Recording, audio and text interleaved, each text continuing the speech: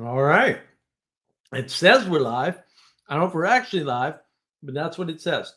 So the opening for this is all about, we'll say, a set of comments that Adam made to me about not just the Barbie movie, although that's how it started, but also about another movie, a previous film, and I'm going to make a case for both those films. And I have just returned from seeing Barbie. And I will tell that story right after Adam tells us about the framing for how this live stream actually came to be. Go ahead, Adam, take it away. Well, so about 3 weeks ago, it was about two, 3 Sundays ago, I was at mass at church, and usually what we do is we go with some young men around my age. Some are a little bit older. Most of them actually are probably a little bit older than me. There are a few who are a little bit younger, um, and we'll go to have some breakfast after mass. And up until this point, I'd basically not even heard about the Barbie movie. I think I might have seen somebody taught like one mention of it, and I was like, oh, who cares about that, you know? But then something really strange happened. These are kind of associates. These aren't let's say really good friends. But I knew them for a while.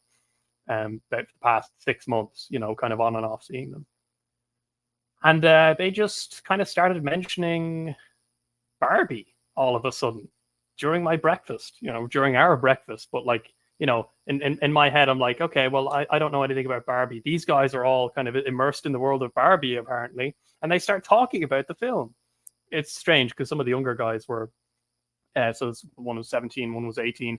They didn't really have much to say about it, but it was the older guys, around guys my age, maybe kind of 23, a little bit older. Some of them were 28 or 27, started talking about it, and they used a very particular phrase which I was very perturbed by. They said, in relation to Ken, they started using all of these words. I heard Kenergy, Kenergy, what is this? So they utter a very specific phrase, he's in relation to Ken, which is one of the characters in the Barbie movie, apparently. He's literally me. And the whole conversation was revolving around Barbie as well. I mean, I was very much used to it, actually just trying to kind of get into, how are people's weeks, all this sort of thing, the sort of things you might talk about with somebody when you're eating breakfast with them, But no, it became dominated by Barbie, and and it was very strange because you also had political framing in it as well. So some of them might have said, oh, it's very, and they might have said, oh, it's very right wing, and it's like, there's very like the kind of, let's say, the quality of conversation, but even the world in which we were kind of discussing things became very flat all of a sudden. And so I was very perturbed by this, and I thought, well, I gotta see whether anyone else has heard of Barbie. So I mean, I mentioned it to Mark and Manuel, I think pretty soon after, and yeah, that was very weird. I was very, very disturbed, and luckily Mark Emmanuel helped me think that through. Yeah, that was weird. Yeah, that was very weird. In fact, very disturbing. Another interesting part about that conversation was it wasn't just Ken that these young men, very good, I would say, very good young men, um, uh, identified with it. So that with Ken, they said literally me, but then they made the reference to Joker, the Joker film, which came out in 2019, and so I just found it very strange because the conversation kind of the quality kind of dropped, and we were all in this kind of flat world of, oh, Ken is literally me. And I noticed that the younger guys, 18, 17, didn't actually, the previous week and the previous week before that, they were actually kind of interested in the conversation because they just wanted to enjoy a meal. Really, I think, and have a bit of small talk and really just enjoy each other's company. But then they kind of quietened down. It was the older guys who got into it, and so that's my context for even finding out about Barbie to begin with. So that's my in on this. Ever since then, my mind has been occupied occasionally with thoughts on Barbie. Yeah. Yeah. I remember you telling me about this, telling me about not only are they identifying with Ken, but Yeah. also this identification with Joker. Mm-hmm. And what happened was I heard this and I was like, Adam, you're a nice guy. I know you well. You must be lying. This can't. No. Just a no on Yeah, both. fair enough. Right? So the way I saw the Joker was I was watching Sargon of Akkad, it's 2019, right? Watching Sargon of Akkad, he goes to see this movie, comes back, does a movie review on his channel, right? And the first thing he says is, you should watch this movie first. Now, Yeah. he hadn't ever done that before. So I stopped, went to the movie theater 10 minutes down the street, saw that it was showing in like 15 minutes, walked in and watched the movie, decided that that Joker movie was, in fact, the best movie in the past 10 years. Okay. Now comes this comment, and I'm like, wow, how could anybody identify with Joker? It's overtly a bad character. Like it's designed to be a negative anti-hero, type kind of character. And well, anti-hero in the fantasy world, right? Actually not even close to a hero, an actual villain, right? Thinks he's an anti-hero in his head, right? It's really strange. It's a really strange film, but it's also brilliant and beautiful and awesome. Yeah. So I hear about this film, and then I'm down at the Washington, D.C. conference, right, which was on, roughly speaking, on community and reviving culture. And I'm there with Pastor Paul Vanderklay, my wonderful friend, and he tells me on 3 different occasions over the 2 days, you must see this movie. And I'm like completely puzzled. And I had watched his review. And in his review of Barbie, what he basically says is, watch Ben Shapiro's review, I watched Critical Drinker's review, I watched the movie. There's more here. This is a very important movie. They're not wrong. And I'm like, oh. And then his review interferes with their reviews. And I'm completely puzzled. I'm baffled by this, completely baffled by this. And then what happens is I start looking at, what's going on with the Barbie movie, right? I watched the Ben Shapiro review. I'd already seen the Critical Drinker review. Then I saw another Ben Shapiro review with Brett Cooper, who's a 21-year-old female. And Ben and Brett are talking about the same movie, but they're not talking about seeing the same thing at all. And I'm like, well, that's more than a little strange. And then you start to hear these patterns. That's what I do, patterns. And I'm like, oh, this is a weird, these are not normal sorts of patterns. So we were going to do this last weekend, but things. So I decided to go see the movie. So I just got back from seeing Barbie. And the point is not actually to talk about Barbie per se, although I have a lot to say about that, if I can manage it. And maybe I should say nothing because words are insufficient. I am really having a hard time wording now. Like, in general, I feel like my ability to word has been broken in some fundamental fashion. Down. Yeah. Well, look, I mean, Barbenheimer for real. Like I whatever zeitgeist that is dead on. Like this, Barbie is the nuclear weapon of storytelling. I mean that in every possible interpretation, good and bad. Like it is a fascinating film on so many levels. But the real point is, why are we living in a world where people are identifying with characters that don't have any known positive affect, with lost characters? The Joker is very much a lost character. Why are people identifying with Ken in Barbie? Because Ken is basically an NPC in Barbie land. And then he goes into the real world and becomes an un-NPC, or sees what the world would be like if he weren't an NPC, and says like, wow, I'm respected. That's amazing. Like, totally reasonable by any standard, right? And then he goes into Barbie land. And this is just one of many potential interpretations of the Barbie movie. which is valid because it's there, right? Goes into Barbie Land and takes over. It takes like 5 seconds, as Ben Shapiro says. Yeah, it takes no time. And so what's going on there? And then there's so many flips in Barbie. There's so many flips. But effectively, the end story for Ken is the Barbies try to take over through using all the standard trope female subterfuge tactics for real. And I think they got all of them, even. Like I bat your eyelashes, pretend to be stupid, like all these things. And that's how they sort of take the power back, if you wanna quote funky music. Right. So the interesting thing about it is they make the Kens fight with one another, which again is like, this is not a good look. Why are you doing this to women? Right? Yeah. And the then guys. And the guys. and the guy. Well, and there is no point in the movie where the masculine ethos is allowed to persist and it is made fun of at the same time. And so there's it's so difficult to talk about. It's the final battle where they get this Kenergy stuff from is this scene where they're dancing. And so it's like West Side Story in a lot of ways. Oh, wow.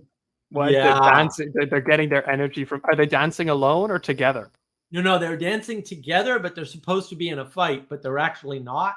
And so they're coming together, two main Kens, because there's main Kens. Nothing in this movie. If you make any sense out of any part of the Barbie movie, that's you. It's not in the film. There is no messaging in the film whatsoever. For real. I wouldn't have said this was possible. I saw it for myself, having a really hard time with it. Like right now, I'm of the mind that if you come out of this movie and you are not stark raving mad after watching it, then you saw whatever you wanted to see in the film. You did not. No two people are going to see the same movie when they go to see this film. And you could Neuralink those people and they will not see the same movie. It is not possible. There are too many combinations. I've been likening it to a jigsaw puzzle with round pieces, only round pieces, and that nothing is connected in the film. And everything that is overtly explicitly stated in the film is overtly explicitly subverted in the film. So it's not even subversion, it's just flat out denial. Because like, well, we know we said we're a for-profit company, but we're really not. But then we really are. What are you doing? And it's not underneath. It's all explicit. A lot of the movie is just shot for shot remakes of other movies like West Side Story and The Matrix. For real. Like there's so many Matrix references in this film. It's almost like they should sue. Like this is insane. You almost didn't make your own movie. Yeah, it's all the seminal and they're all subverted. Every single Matrix scene is also subverted.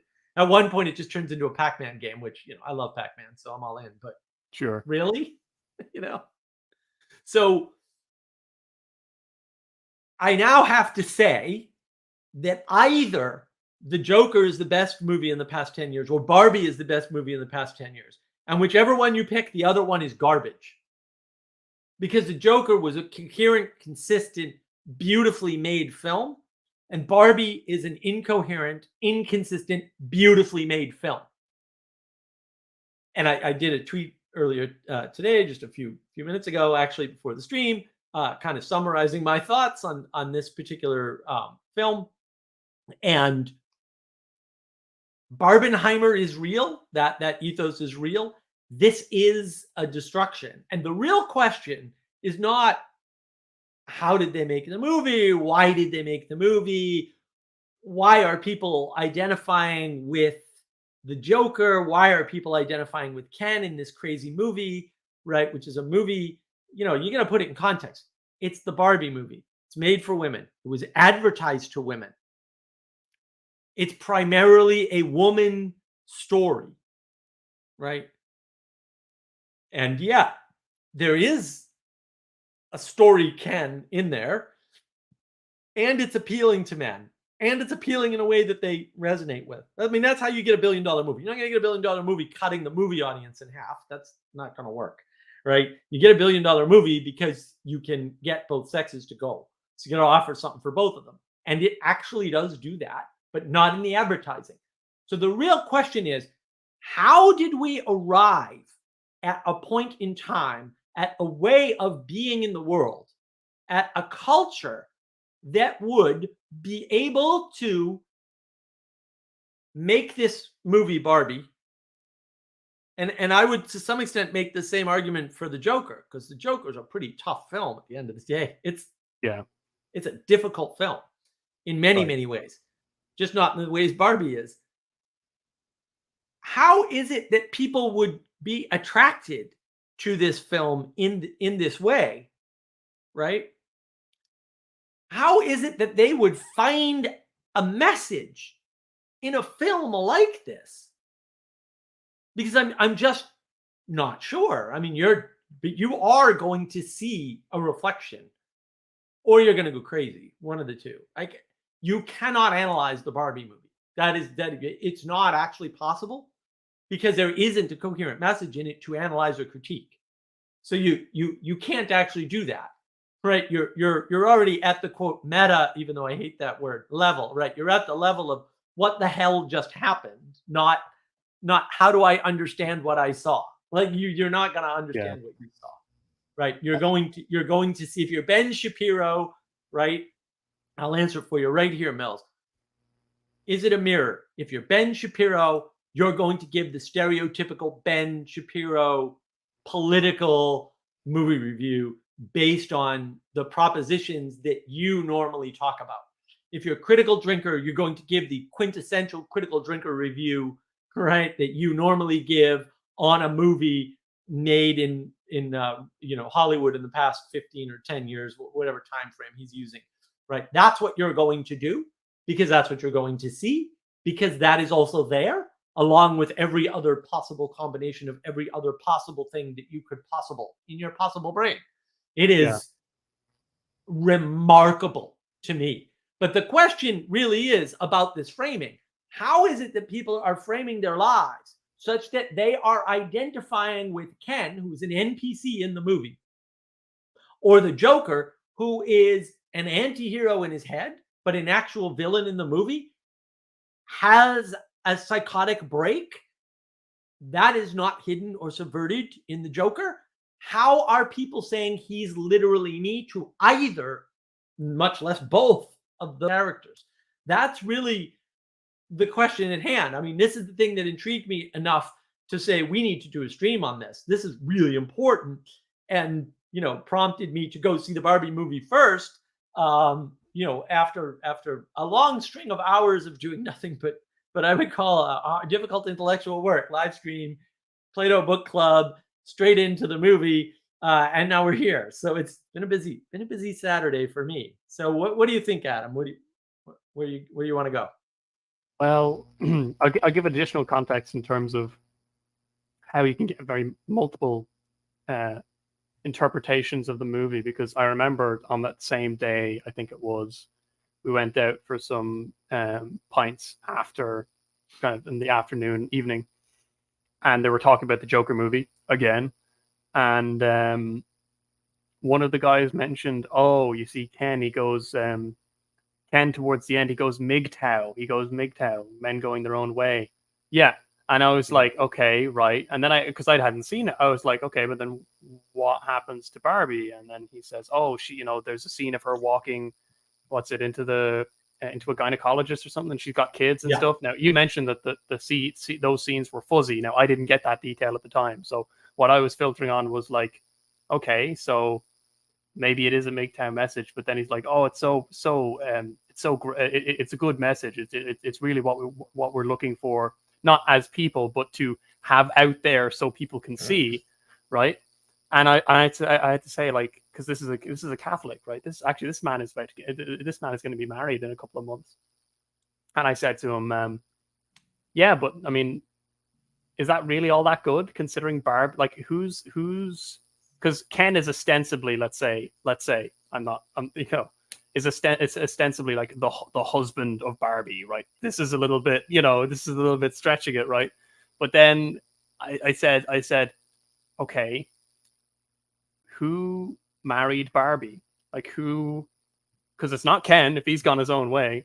And like, I was kind of pointing out, like, well, maybe there's, you might say MGTOW is all great. I was like, yeah, but what about, like, maybe there's some divorce going on here as well, and maybe that's not so good.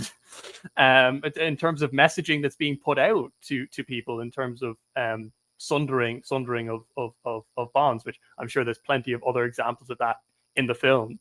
Yeah. I wonder about, at least from the context I was coming from, what young men see in that, in Ken, or in Joker. I will say that there was a time where I sort of would have looked at Joker, and there would have been something of that would have called out to me, and identifying with that fantasy, identifying with all of that. But Joker is a vile character, and he doesn't have a happy ending, and Right. and that's fine in some sense, because it's like, well, maybe we're not all cut out for happy endings, but his ending is not just an unhappy ending, or rather an unfortunate ending. It's an ending where there's no hope, an ending where there is no let's say the theological virtues. There's no charity, there's no faith, and I mean, that's worrying, that you would have men who are going to church every Sunday, kind of identifying with that, and that I feel like there's probably something of that identification that's actually pushing the brakes on their progression in that sort of life that they're looking to lead. Which is funny, because it's kind of two opposite poles. One is trying to bring them out of themselves into the world, and the other is trying to get them to rail against it and animize themselves as well. Yeah, and I did want to read my tweet, because my tweet is, I don't even know how I did this tweet. The Barbie movie is both peak postmodern and destroyer of worlds. The meaning crisis is explicitly stated by Barbie, by the way. Subversion and nothing else. No two people can see the same movie. Beauty manifest as destruction itself. No true and no good. That's why Barbenheimer is real. And the thing about this film, and like, there's so many pieces I could pick. This is because there's just an infinite number of pieces in the movie. In everything that works in the film is propositional, except and again, it's so, like, it's beyond fascinating. The mother-daughter broken relationship that is part of the underpinning of one of the threads of the film is mended by singing together in a car. That's what fixes it. Which just harkens back to DC and my observation that, we opened with song and that worked pretty well and there was no conversation, right? Everything else, however, is magic words. So the way they disenchant the Barbies from the Ken enchantment. So when Ken comes back early into Barbie Land and takes the place over in like 5 seconds, the Barbies are happy to be stereotypical housewife women. And it's weird because it's not even seen as a bad thing. Like, they're opening beers for their men, and it's very, very bizarre. And it wasn't like that before. It was jarring. Yeah. Right. But then what ends up happening is the one woman from the real world talks to them. So they grab them one at a time. She gives them a speech that snaps them out of the spell. It's actually what happened, like unabashedly what happened. And then So this MGTOW thing, this is puzzling to me because it's like, did you just take the second half of the scene? How did Yeah. you get there? Because what happens is the Barbies take over, and Ken's like, I don't know who I am. And she goes, you're Ken. And he's like, no, it's Barbie and Ken. And she goes, Yes. yes, but you're just Ken. And he's like, there is no just Ken. It's Barbie and Ken. I Yeah. only exist basically from your attention, which they stated earlier in the movie. Ken Mhm. lives for Barbie's attention, which is totally backwards, like Yeah. totally, completely backwards. Right. And so that is, to me, like there's no MGTOW message there. He's being let go and cut off. Yes. And the way she snaps him out of it is maybe it's Barbie and it's Ken. So she literally inserts a contraction into the previous phrase that he had spoken, and that makes him his own person. Oh no. Right? I was just like, you no. Like you can't be watching this. This can't happen. And Yeah. then if you did, who would identify that as MGTOW? Right. The statement of the movie is Ken is nothing without Barbie, and she'd cut your ass off, dude. Yeah. Yeah. Well, It's not even the statement of Barbie. That's the yeah. statement of Ken and the narrator. And there's all this fourth wall breaking throughout the film. Yeah. Like the fourth wall is just like there ain't no real fourth wall. It's more like the fourth thing. The wall. The fourth fence. It's not even a fence. It's almost like an open window. It's the fourth Yeah. open window. It's Oh, really yeah. what it is, because it's constantly being leaked in through various methods. Some of them are, covert, and some of them are overt. But and I don't think Mills is correct. Joker is about someone who has reached the limit of society's ability to carry him. We're all there, dude. Joker is about so many things that hey, narrowing it down to one thing would be kind of silly. Joker is about the struggle of the common man, which is interesting, contrasted through the lens of somebody who's insane in a way that he fancies himself to be sane, which is an interesting. That's why Joker's probably the best movie in the past 10 years, because even contemplating doing that at all, much less correctly, is silly, and yet it was done. All right, it's that good a film. And the issue with Barbie is that same struggle is there, not being able to understand what being like a normal woman is and why it's important. And it's very telling that in the beginning of the film, everybody probably knows this, right? It starts out, taking from 2001, right? And the monkeys, and they're smashing the dolls. So the problem is that they're destroying being itself. And then at the end of the movie, Barbie says, I don't want to be the one in Barbie land. I want to be the one making meaning. So she wants to Yeah. literally, she says that explicitly, I want to be the author of meaning. But the problem is the beginning of the film, you're destroying babies. So, and the only relationships that are talked about are wife and I forget the phrasing because it's way too long and silly, but it's basically my sleep with you when convenient person. And Concubine. those are really the only two options. Like there are no other options at all for the male female relationship, and so there's no relationships of different qualities expressed in the movie, and ultimately no relationships at all expressed in the movie. All the relationships except the mother daughter is broken, and to your point, Barbie's given a choice, not given a choice. Barbie always had the option to be human, and the Oracle character or equivalent, which is the original creator of Barbie, who was the original CEO of the company until the 90s, by the way. It's just little things they leave out that are important. She basically says, I would be irresponsible if I didn't show you, what you were in for if you human or something, because it's not a choice. It's stated as not a choice. Like somehow you manifest it without choice is the implication in the film. And so what happens is she grabs her hand and you get these very fuzzy, flickery pictures of women with their daughters.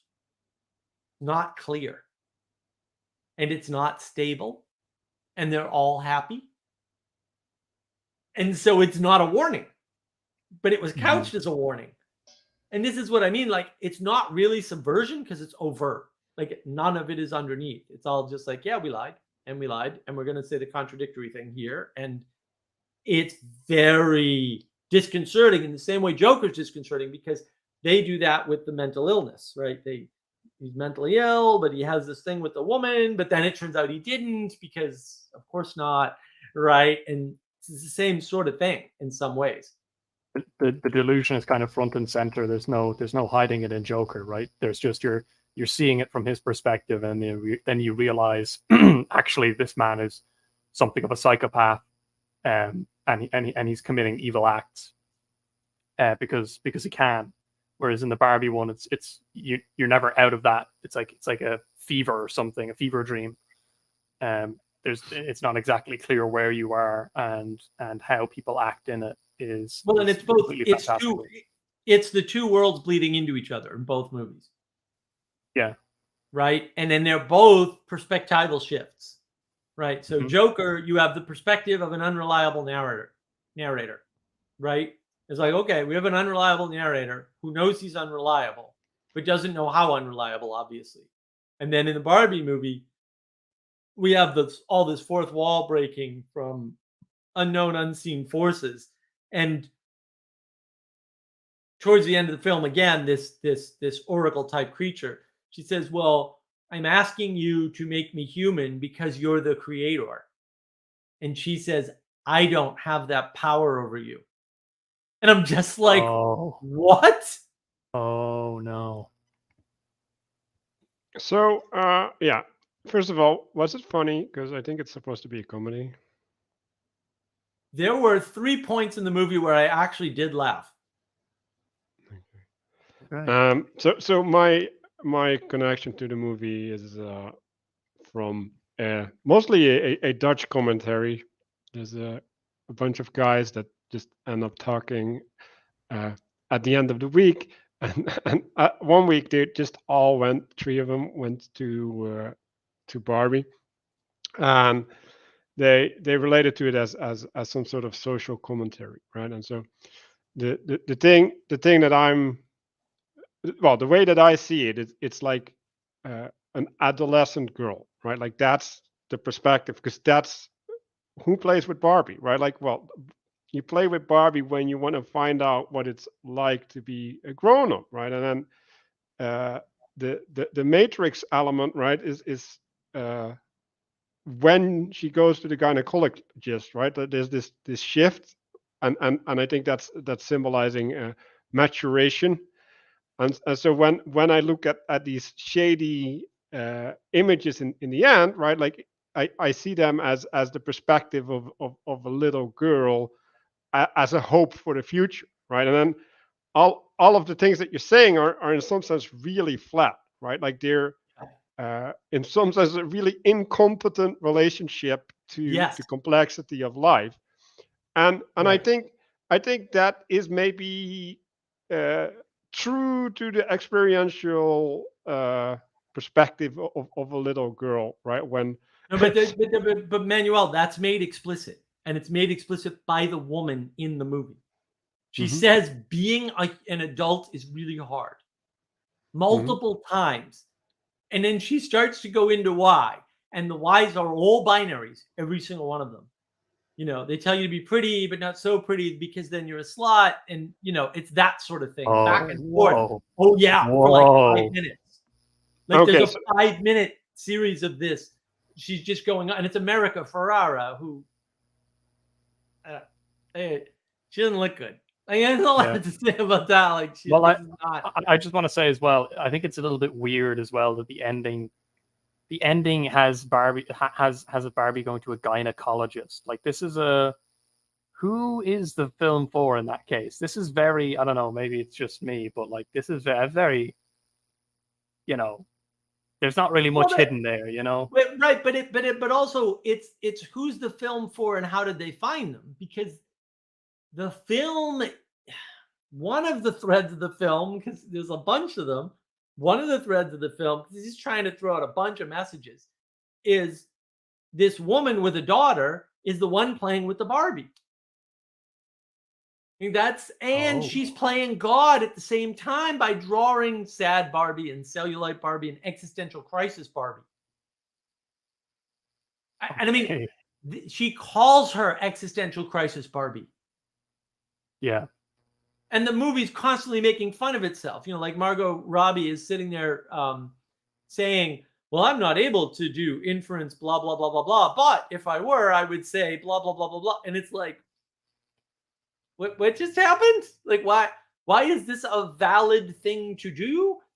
And I can't explain how damaging and detrimental. And have you ever seen a hydrogen nuclear weapon? The hydrogen nuclear weapon test? That's pretty much this movie.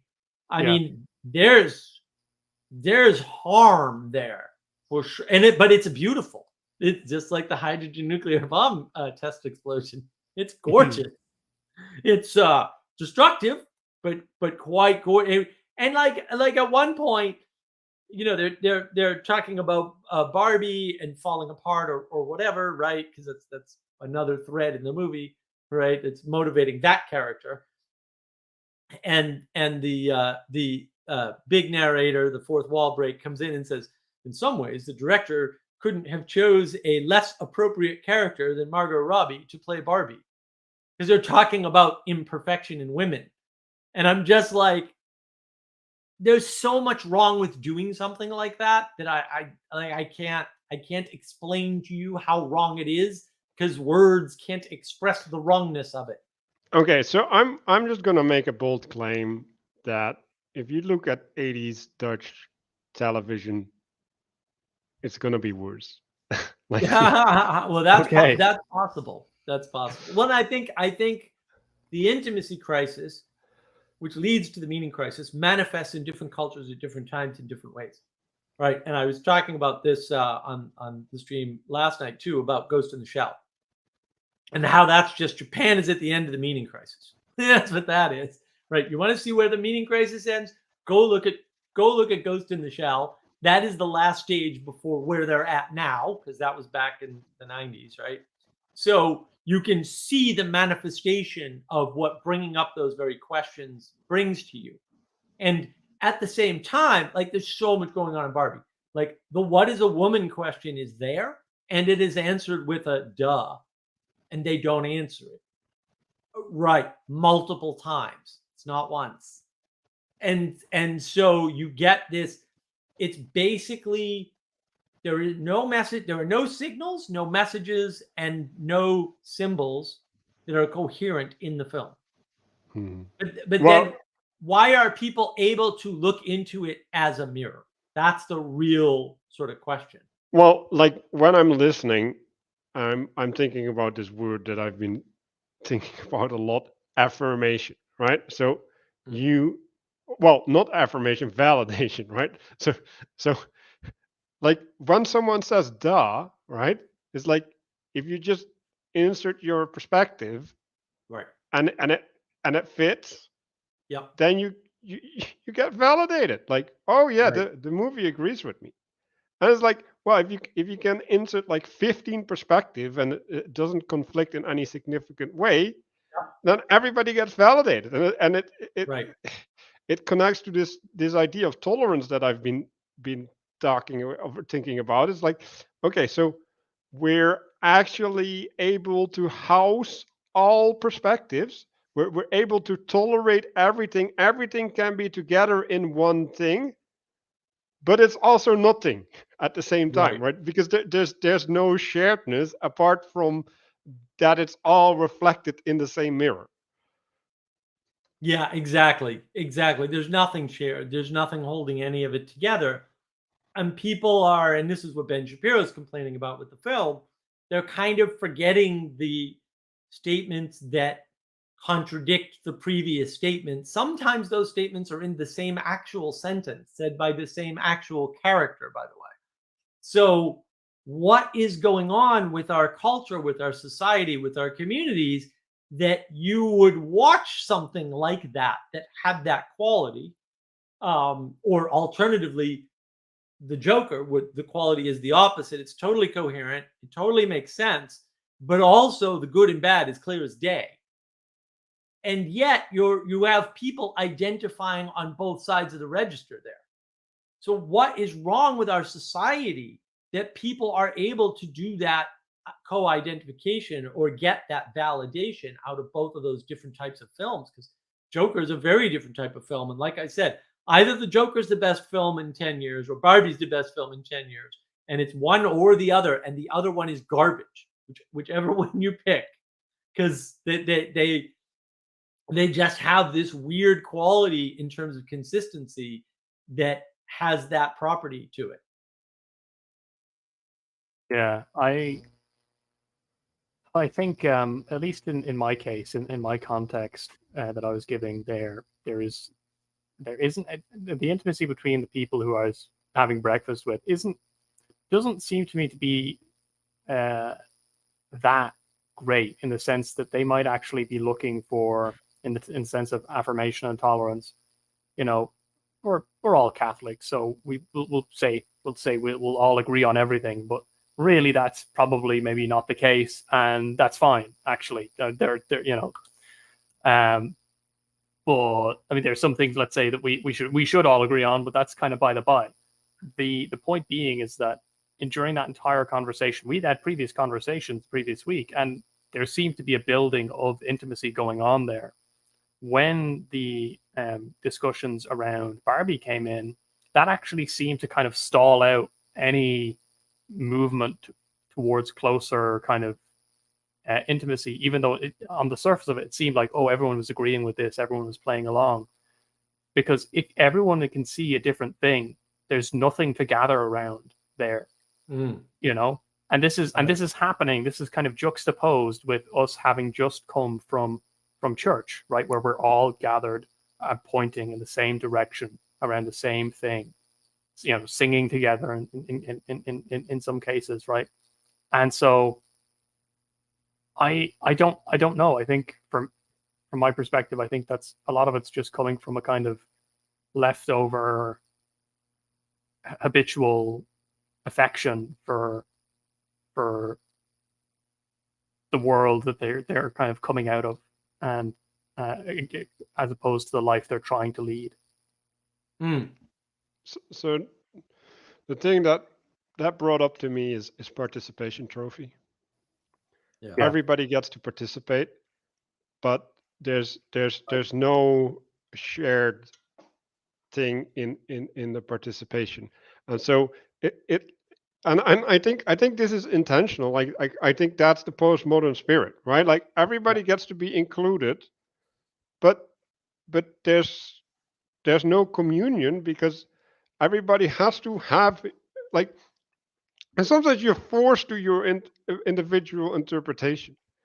Um, like there's a when Mark was talking about the right and wrong and the problems with that, it's like, well, there's this conflict in these people, right? Like there's, well, like Adam was saying, right? Like there's the past life, and then there's the ideal, and the ideal is calling, right? Right. And in his case, that is manifest in the church, right? But like everybody has some ideal calling, right?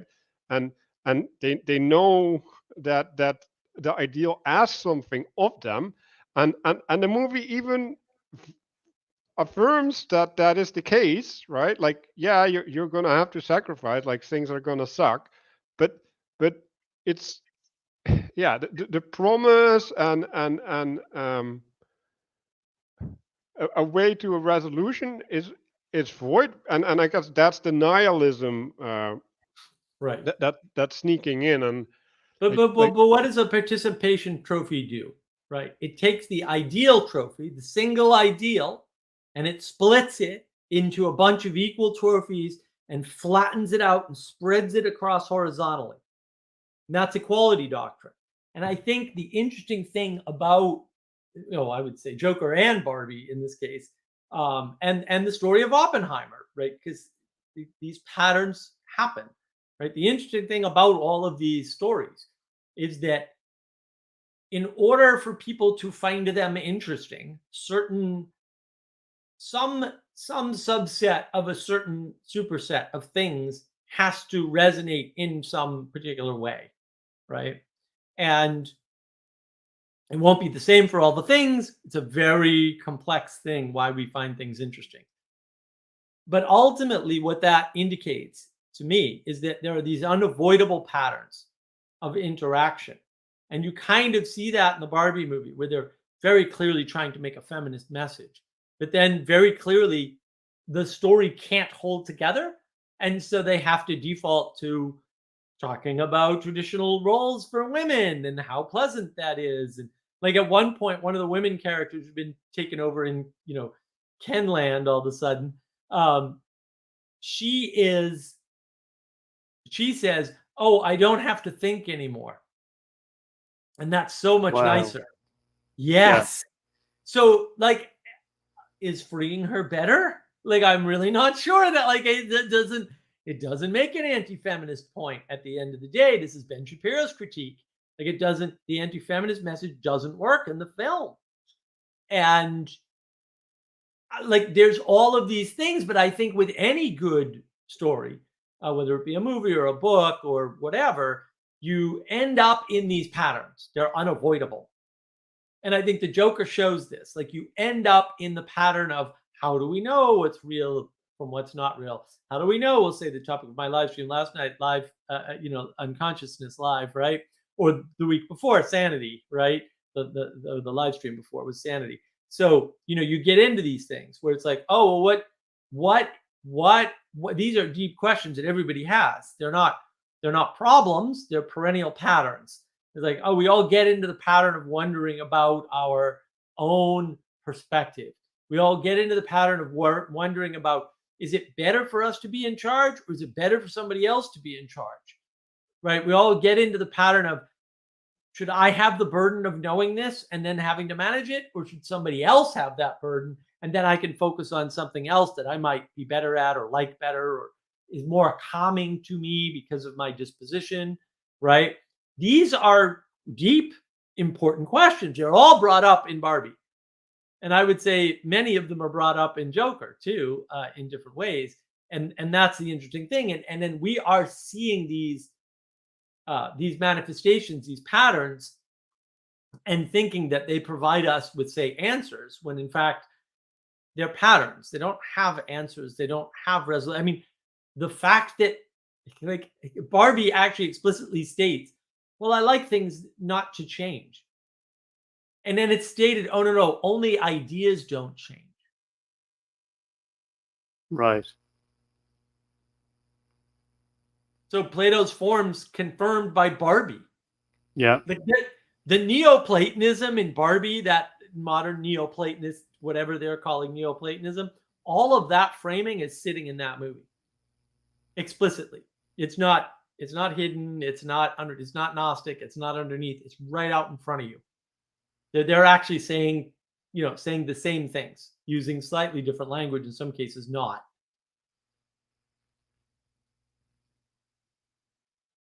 Yeah, and I think that's what growing up is, right? Like you have to face those choices, and there's the wanting to retreat, right? And then in the case of Ken, there's a rejection, right? It's like what do you do with that, right? Like you have a dependency, right? And right, like it's funny in that sense that Ken was only there because Barbie needed a partner, like in real life, right? Like Ken was just created so that Barbie wasn't alone, and and yeah, like if you identify with that, right? Like there's no place for me but just to fill this role, and my uniqueness is not contributing to what I'm providing, because I think that's basically it, right? And then it's like, Yeah. well, why is your uniqueness not providing, right? And if it's not Well, providing, it's probably going to be a detriment instead, well, right? in Barbie, she is prototype Barbie. So she's the blonde original Barbie doll. So she doesn't have a uniqueness. That's stated explicitly. Everything is stated, including that. And it's just bizarre because there is no ending to that line. There's no resolution to it whatsoever. It's just stated as is and moved on from, very much so. And I mean, in many ways, like to anybody looking for meaning, right, or trying to work out the intimacy crisis, it's not there. It's like I said, like if you watch this movie and you don't get a clear mirror of yourself, you are going to go crazy because you try to make sense of Barbie, you're done. Your brain is never going to work again, ever, no matter what. Like it's over for you. There is just nothing there, and it is remarkable to me that anybody's able to make any sense of it other than, like I said, the mirror is clear as day.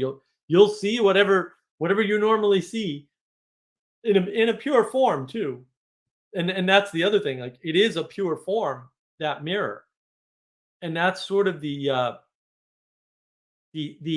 interesting thing, because ultimately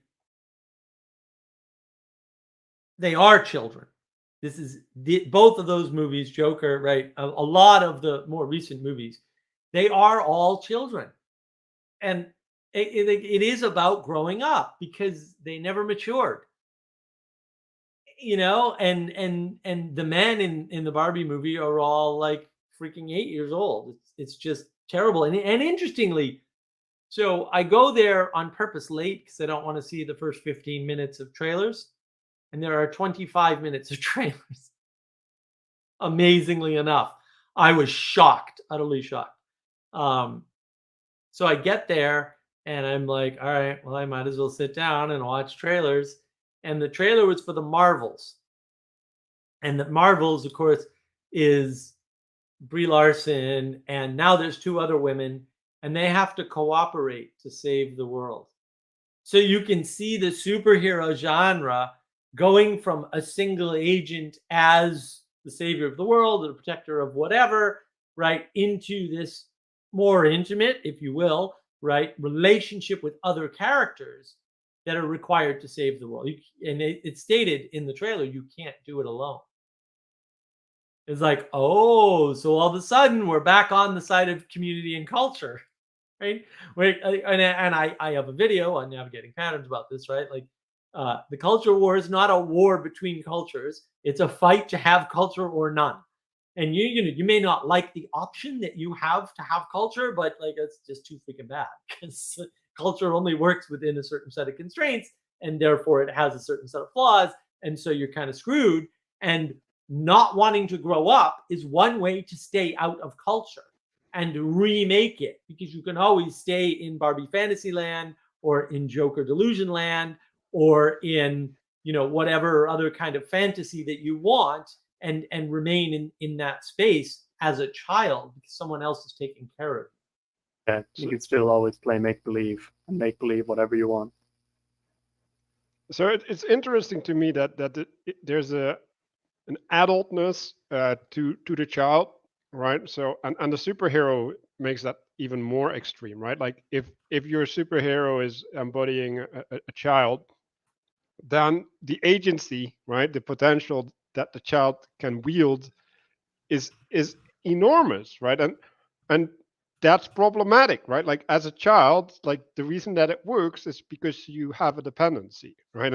If you grow out of the dependency without the regulation of your agency, then you get into a conflict, and it seems like the whole of society is like on a group level trying to figure out what it is like to grow Yeah. up, and it's the answers that are coming out are not mature, right? Like there's still imaginations of immature society, and it, yeah, right. I think that's because there's a wrestling with these spirits, right? The spirit of tolerance, right? The spirit of inclusion, right? It's like, because the real growing up is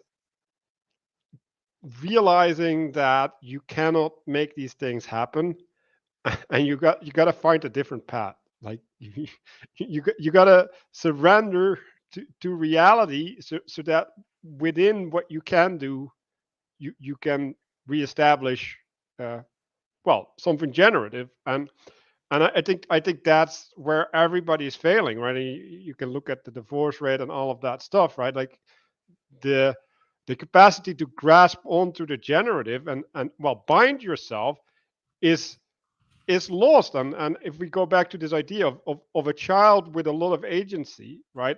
Like that means that if you give up, right? If you submit to being in a marriage, for example, right? You have to give up a bunch of stuff. And if you are younger when you enter the same relationship, you have less built up that you need to give up. And so, like, even if you have the worldview, right, the framework that can support your choice, it's still going to be way harder for you, even if you're having the right intention. Yeah, and I think I do actually want to address this neutrino. I don't think all fringe is stuck in adolescence. I didn't think we were talking about the fringe, and this is the problem. Like, Mhm. we're talking about the norm of the population, so the middle of the curve. This is $1 billion movie, Barbie. It's $1 billion movie. You don't get to $1 billion if you appeal only to one sex. That's not happening. All right. I mean, women will go to men movies mainly because they want to be with the man, and usually there's a romantic component in there on purpose to make sure women are happy, right? And like the pure sort of blood and guts movies, women won't go see. And pure rom-coms, a lot of men won't go see a rom-com on purpose. Although I quite a few rom-coms, I'm like, oh, this is pretty good. They're also very good movies in general, but there's something going on here, and it's something in the middle of society. Because fringe don't go to movies, so we're not the ones we're talking about.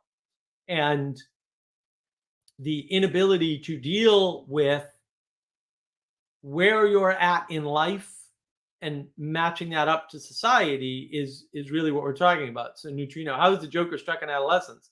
Oh, what's Let me it? count the ways. First of all, he has fantasies about a woman that aren't real. Yeah. And the Joker believes that he is an average person, and he starts out having an average person job and being an average worker on the street. He is not a fringe component. He is pushed to the fringe.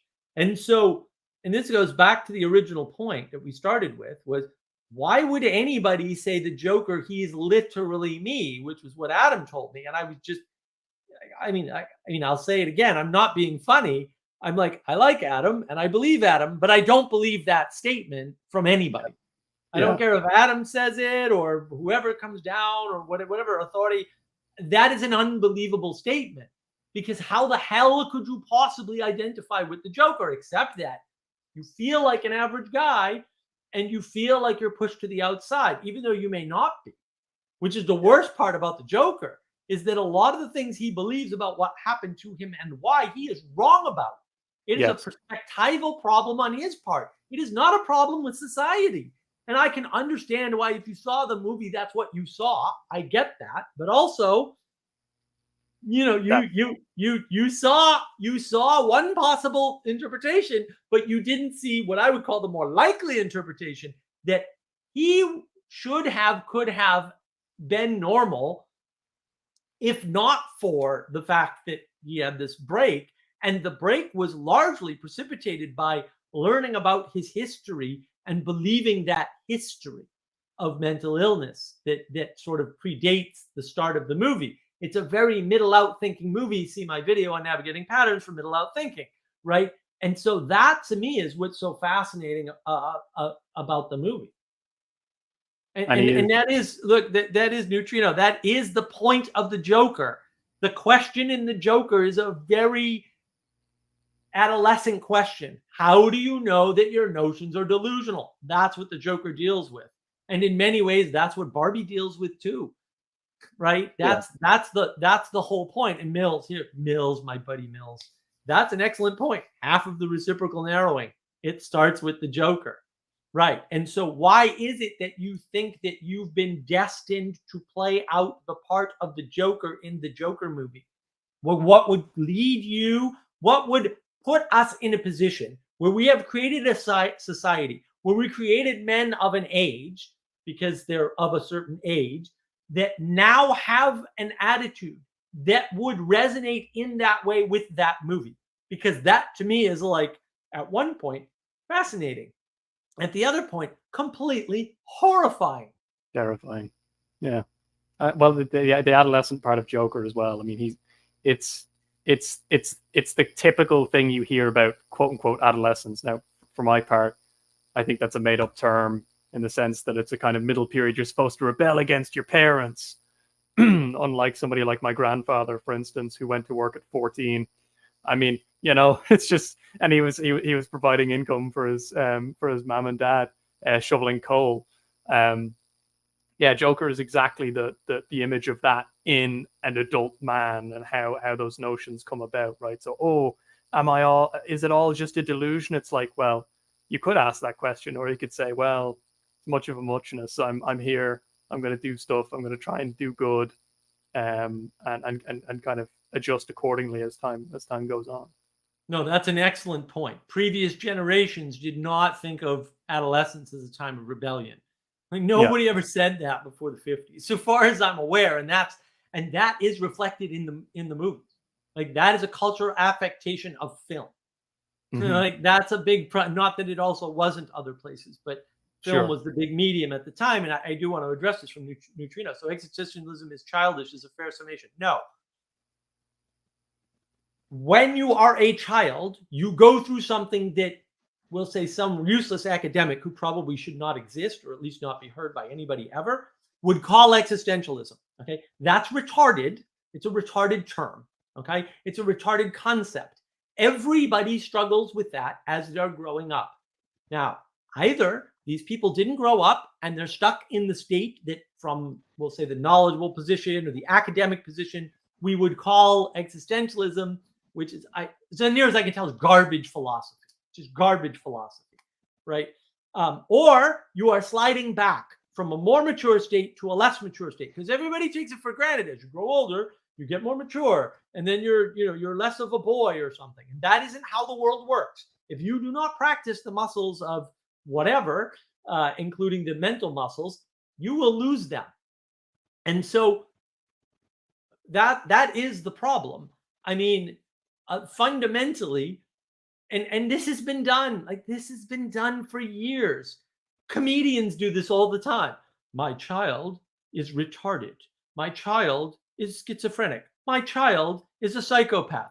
Comedians use this language all the time.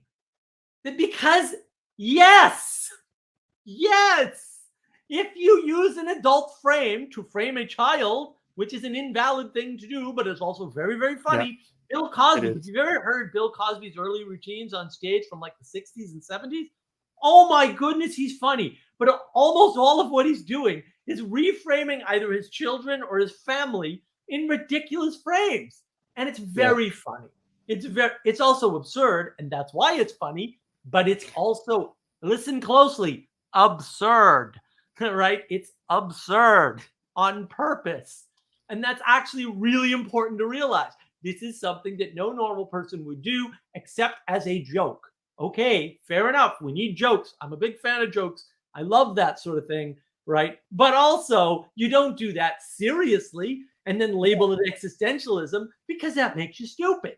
And it causes problems that don't have to exist if you don't make the stupid move, right? Most of life is problems that aren't actually problems, that didn't need to be problems, that you created all by yourself on your own because you chose to frame the world in such a way that a problem appeared.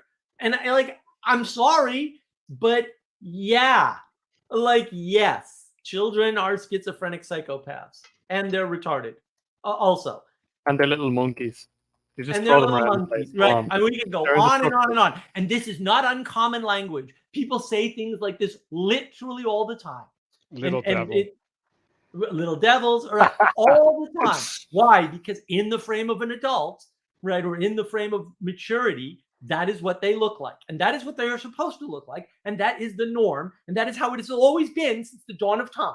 You can be upset about that. But also, you were born at a particular time, in a particular place, and too bad. It's too bad. You weren't born in some alternate metaverse version of whatever it is you think it could have possibly happened to you. But by the way, thinking that makes you a lunatic. So please don't be a lunatic. So I wanna go into the validation, right? So there's a progression in the modernist era where Error. there, well, that I was gonna come to the fact that that is an error, but but there's this liberal mindset, right, where we have to liberate ourselves. So how does that work? Well, it's identifying a problem, a oppression, and then you revolt against it in whatever form that takes, and then you establish a new normal, right? And then the new normal, like it goes into an equilibrium, right? And now there's something else that's suppressing you, and you do the next revolution, and you keep revolving, and at a certain point we ended up at the feminist side of that equation. But this idea of this revolution, right, and the ground that is gained, right, and therefore what is accepted, right, what is perceived as the norm. It's not an actual norm, but because society is not adhering to the norm, the norm becomes what is present all around you, right? I mean, if you don't have a way that you try to be normal, right? Like if you don't have a practice that sustains you in that, right? You're gonna seep yourself into the cultural version of that. Now, when we get media like movies and stuff like that, right? Now we get a carrier of a norm or a proposition of a norm, and that gets spread over all of humanity at the same time. Like it's no longer just a local bubble, right? So there's an acceleration in that, right? And then when the norm, right, and we go back to the fuzzy future thing, right? When the norm is fuzzy, right? When you can't have a relationship to the norm, how are you going to navigate these spaces, right? Like how are you going to navigate these stages of life, right? And then we get solutions like psychology or life coaches or boot camps or whatever, right? Like we start making structures where we're like, oh no, like we need to oppress ourselves again, right? But we need to voluntarily choose our oppression so that we can be liberated within our oppression. And you get like a religion around around these Right. ways, because that's literally that which saves you from falling into the pit of nihilism. and Yeah, exactly. so to go back to the movies, right, and the identity, it's like, oh, like when there's these mirrors or these frames, these paradigms that open up for you, you you get a sense of security or insight or whatever, like, and that's what's appealing, and that's what's resonating, and I think this is where people maybe lack self-judgment, right? Like just the fact that something resounds in you, right, doesn't make it good, right? Like it doesn't make you like that person, right? That just means that there's a part of you that you're not looking at properly. And yeah. Yeah, I think too, there's so many little pieces that come up. Like there's a point where they're telling Barbie, like, no, you aren't the things you own, you aren't your house, you aren't your clothes, you aren't.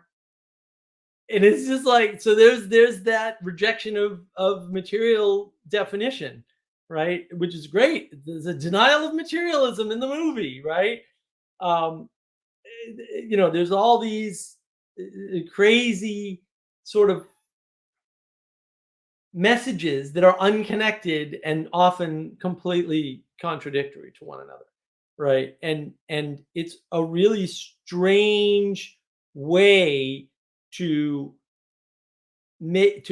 to present a string of ideas with no coherent, well, we would call it narrative, right? But I would call it no coherent story points.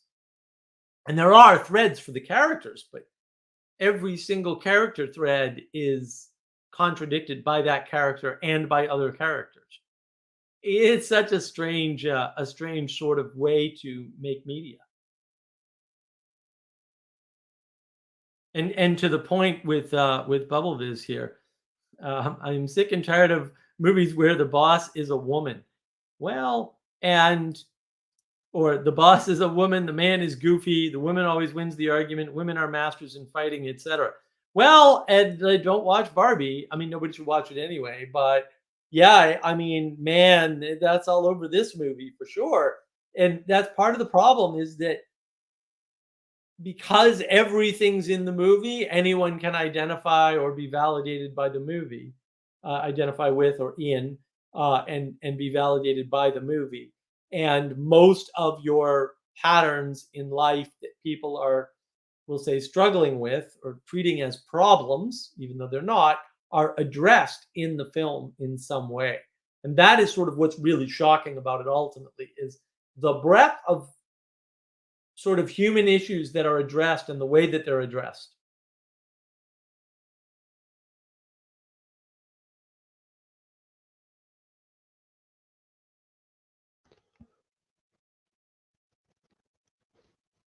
So yeah, the question is, what's your goal, right? I think I mentioned Dutch TV before. I think Dutch TV was a lot of experimentation for the sake of experimentation. Modern art is just provoking, doing the new for the sake of showing that you have what it takes to do the new, irrespective of the consequences. And I think there's something really dark in that, right? Like, it's not thinking about the consequences, the reverberation.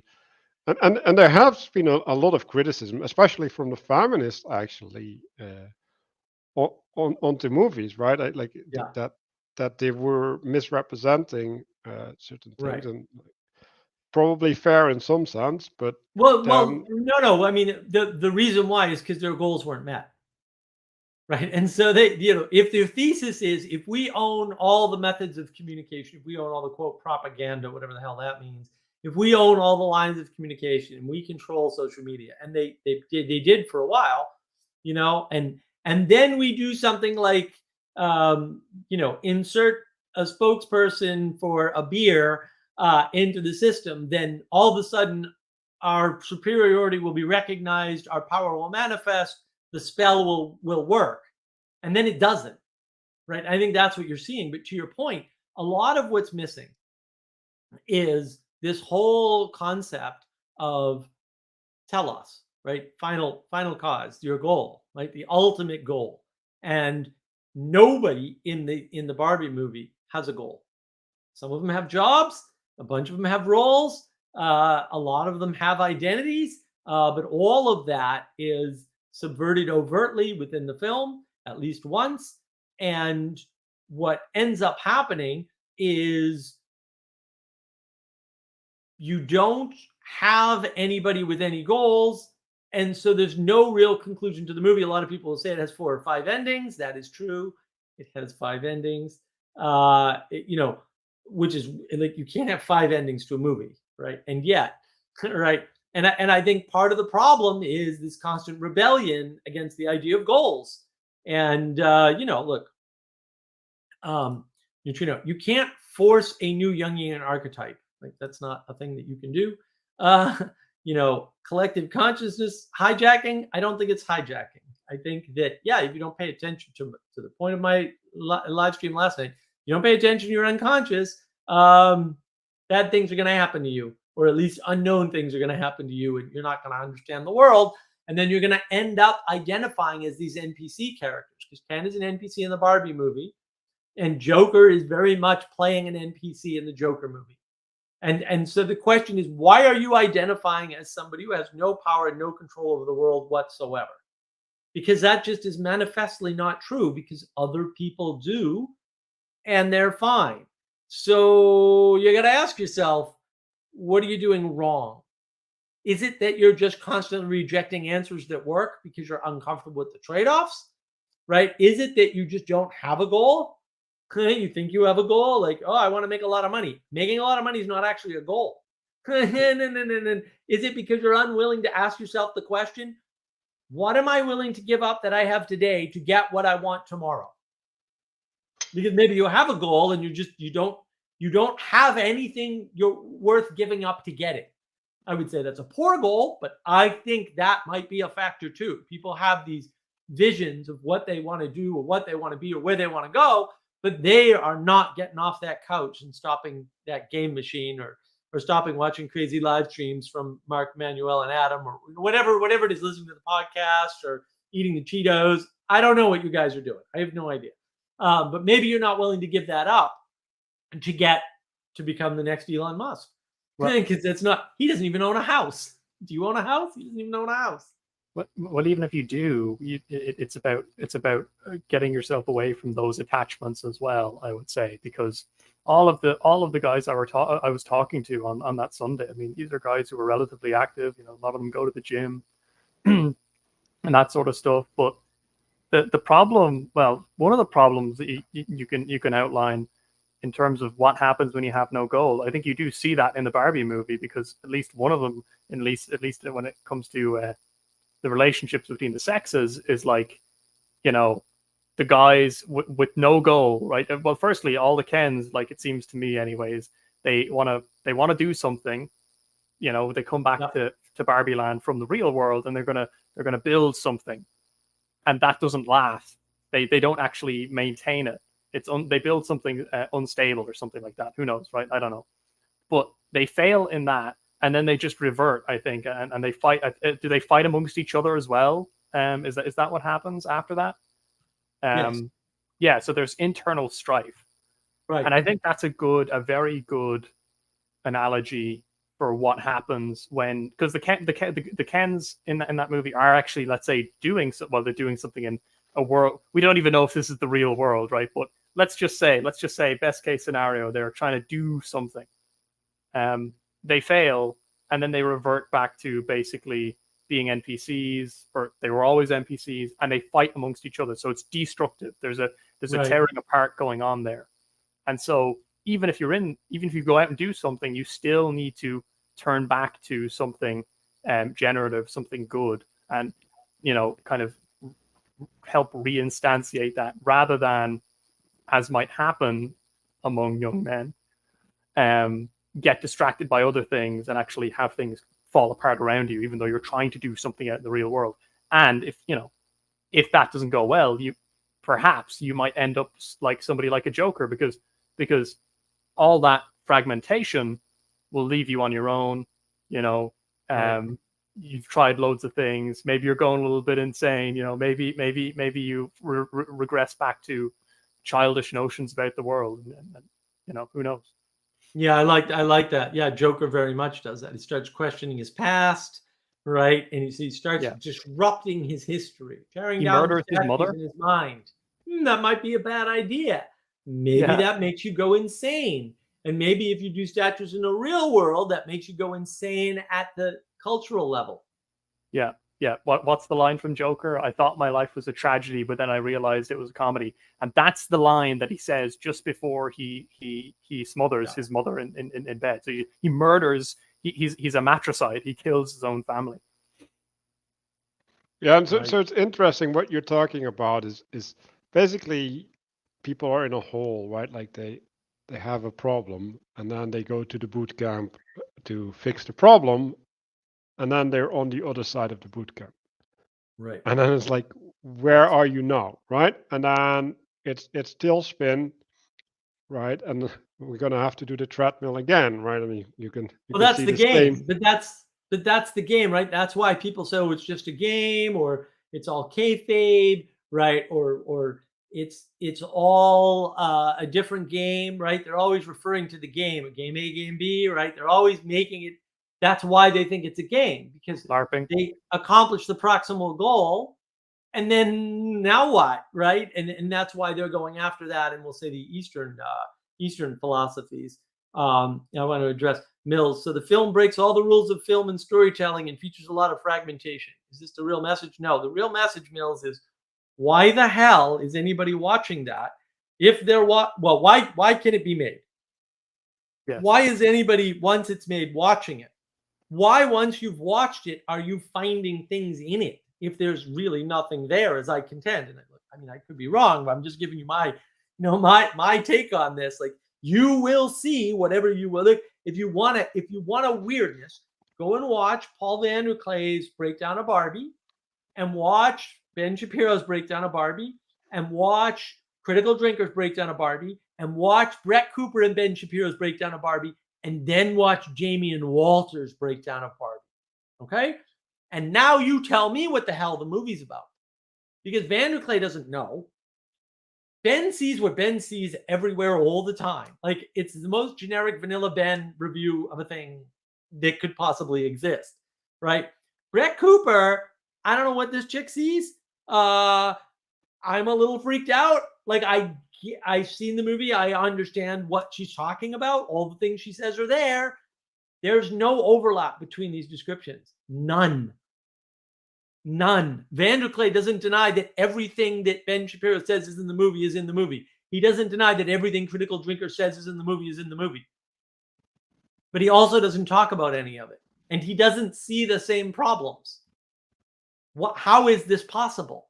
But again, the fact that it even got made would be one thing. There's lots of weird movies that get made and nobody watches. Or everybody thinks it's visionary, and then I watch it and I go, "Yeah, you're looking at schizophrenia on a screen, dude.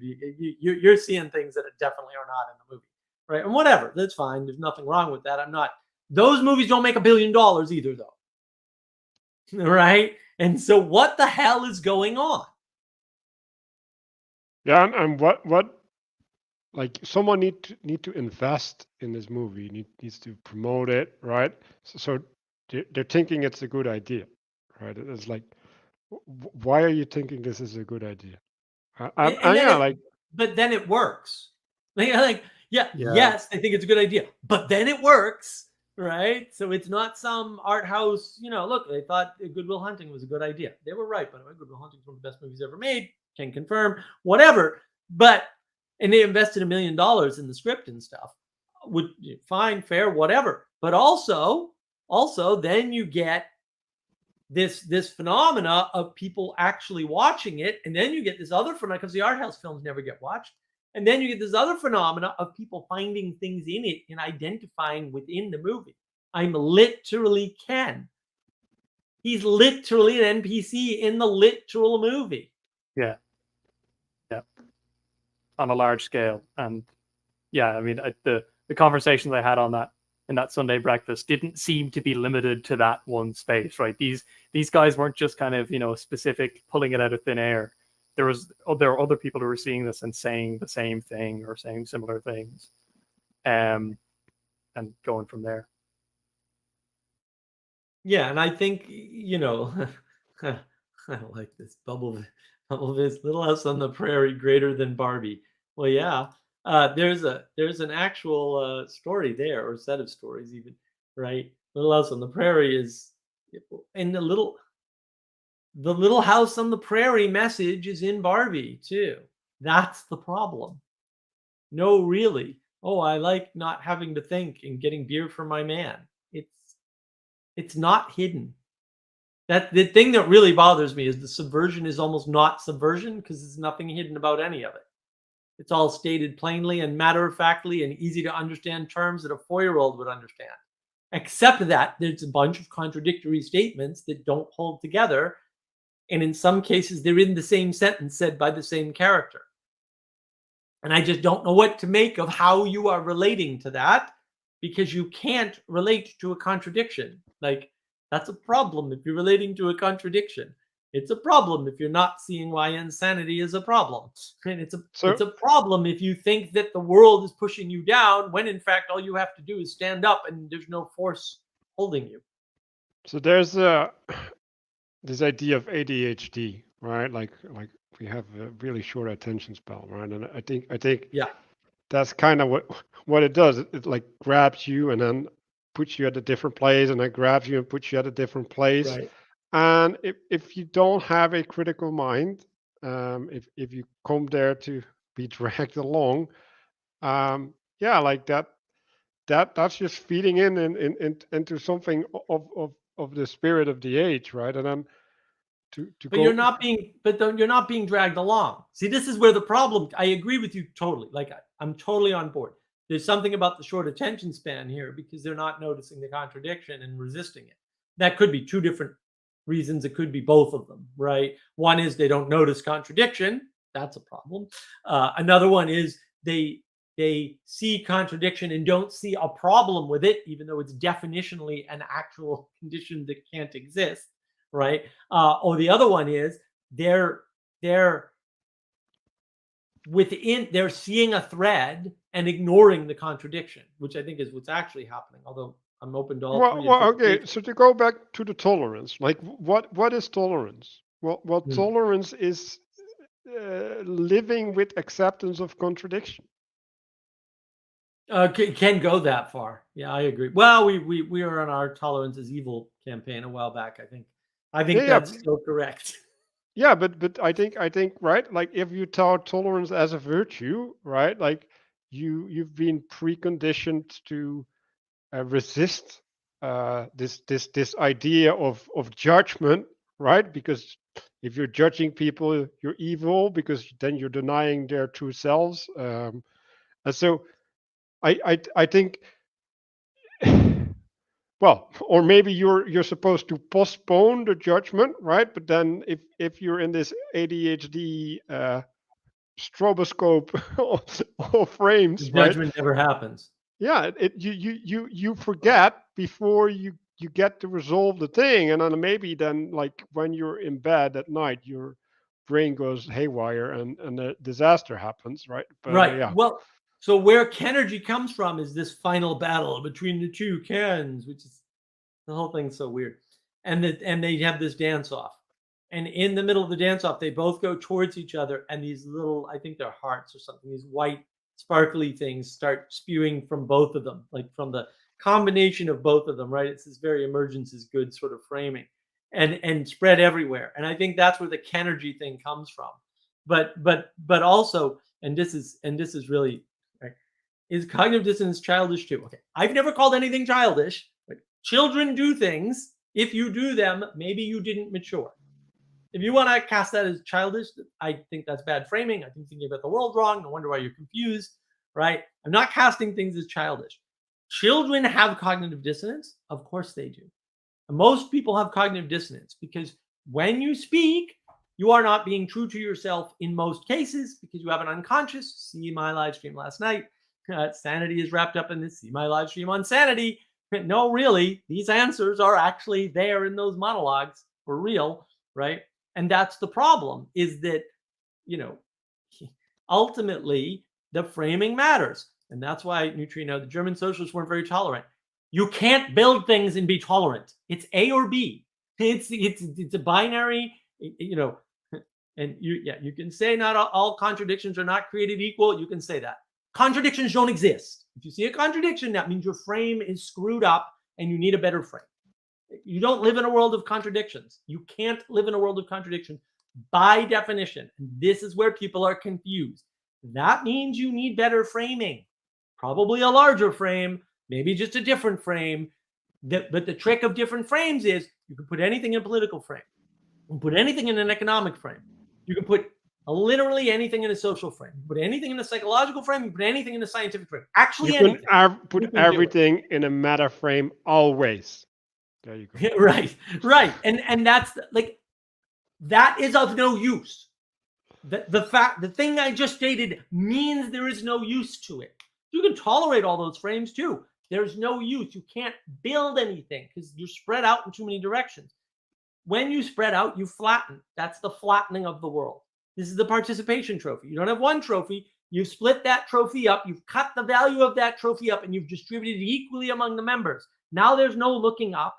There's no way to cooperate because we're on a flat plane interfering with one another. It's not good. You cut the norm up and you spread it across all the members. Like, that's what democracy is. Like, it's literally democratizing the ideal, right? And that stuff works amazingly if there is an ideal, right, that is held high through, well, because it's embodied within the zeitgeist, right? Not brought down. It cannot be brought down or reduced. And that's the problem. People keep reducing the ideal and then going, we have no commonality. That's because you destroyed the ideal. And again, in the beginning of Barbie, it opens in 2001 with a 2001 theme, right? The exalted Barbie is this big statue above the plane. And then they all start worshiping that thing. And they state explicitly in the movie, the real world does not manifest what the Barbie, prototype Barbie, wanted to manifest. It doesn't work out the way she expected. It's not a hidden message. It's an explicit, overt message. Gee, we tried feminism and it didn't work. You think? I could have told you that years ago, but okay. I mean, at least we're here now, right? And then, oh, well, what we really need to do is de-identify Barbie, make sure she's got no, actual force in the world, and that'll make it better. You already did that. That already didn't work. And that's part of the problem, right? So, and yeah, I want to go here, right? So go ahead. This is where the problems start, right? Like, the thing that we don't tolerate are ideas, because the ideas are corrupting society and making people do things, right? Which is the reason why this movie is so toxic, because it affords the generation of ideas without constraint in a generative fashion, right? So the constraint has to come from the person themselves, right? And if you're lost, you're not going to have that constraint, because that's the opposite of being lost, right? So when we're talking about tolerance, it's the tolerance for ideas, right? And the implication of that statement is that people are their ideas. And there's a bunch of people that are acting that way, but I got news for you. Like, that's not true. People are not their ideas. They can let go of ideas and they can adopt other ideas. And if you're having bad ideas, that would be my advice to you, for multiple reasons. And one of them is that certain ideas don't get tolerated. So it's the inevitable question, Manuel. Okay. Well, rebellion. All forms of rebellion and all contradiction. We shouldn't tolerate them. Everything that is putting itself higher, right? So all this pride stuff, is like, no, we're not supposed to pay attention to you. Like, so all of these things, all of the stuff where it's like, I got the agenda to fix the world. Also, nope, just a hard no. Like, things manifest in the world by cooperation. We should cooperate on the basis of I'm going to use the word informed consent, but like it should be on the basis of, well, a shared fate, a bond that is shared through being connected in such a way that you're unable to let go of the other, right? So you're if that person suffers, you suffer, right? Like that is the prerequisite for being generative. And so when we start having framings like we can't trust the public to do the right thing, so we need to check on the public because we have to enforce it in some way, or we have to nudge it or whatever, right? Stuff like that is But it's worth thinking about, where does this attitude of tolerating everything come from, right? And it's a fear of you personally might have to give something up or change. That's all it is. And like, that's in the Barbie movie. She wants nothing to change ever. And then it's stated, no, that only exists in the realm of ideas, which ironically is not the Barbie realm, which I find amazing. I'm like, but it really kind of is. And yet it really kind of isn't for them, because the two realms become connected, right? Because when you try to manifest your ideas in the real world, you're manifesting the ideal, the platonic form, right? Or eidos is a better term, right? For that idea. And that impacts the real world. Like, your ideas matter. And if you have bad ideas, you're going to have a bad life. It's not the only reason you'd have a bad life. You can't just have good ideas and have a good life, because that's not our option. But also, if you have bad ideas, you're definitely going to have a bad life. And if you're going to have a bad life, you better have the best ideas possible, because that will make your life as best as it can be given the bad ideas. And interestingly, in the Barbie movie, which I just feel like ultra vindicated, they actually talk about the perfect being the enemy of the better. They don't use quite that framing, but I'm like, vindicated, totally vindicated. Like, yes, the perfect is the enemy of the better. And I was like, that is what it is. Thank you very much. Glad you're listening to me. It's what's in the zeitgeist, right? That's in the zeitgeist. And the question is, what are you willing to give up to get that? What are you willing to give up to engage with these concepts, to build things? Like, if you don't want to work 9 to 5, you're gonna have a hard time getting a paycheck. Now, there are other ways to make money. Getting a paycheck isn't the only way, but you're gonna have a hard time, right? If you're not willing to give up that time and give up that regularity, because it's 9 to 5, 5 days a week, or whatever it is, it can be 3 days a week, 12-hour days, whatever. If you're not willing to give that up, you're not going to get that thing. And everything in life is a series of trade-offs. And if you want the ideal, if you want this perfect image, and you're not willing to give up anything, then you're going to get screwed up. And that's the thing. And what perfect being an enemy of the better is a contradiction? No, it's not. Actually, it's not at all. You just don't understand what contradiction is. It's a statement of fact that can be proven and should be evident by your experience. And if it's not, I would say you probably have a problem there, right? Because and what is a contradiction is the perfect is the enemy of the good. Like, that's ridiculous. The spirit of it is correct. The formulation is just wrong. I don't know what else to say, right? It's the enemy of the better, because good is an end state and perfect is an end state. And those two end states are actually equivalent. Something that is perfect is also considered to be good. Not exactly, but it's almost a one-to-one match. And actually, the thing that they're talking about when they make ridiculous statements like the perfect is the enemy of the good is they're talking about your inability to get started in the right direction is due to your casting of perfection into the future and your unwillingness to risk it. And that is not a contradiction, because one is an end state and one is an action. And so they don't even overlap in some sense. And perfection is something that reciprocally narrows into a specific, and it will pull you away from being the agent, right? Being in different games, right? Because like if I focus on coding a program, right, and I don't take care of my health, then I end up not being good at coding, right? So when you're looking for perfection, and you can say, well, I'm going to be the perfect human being, and I'm like, okay, define perfect human being. Right.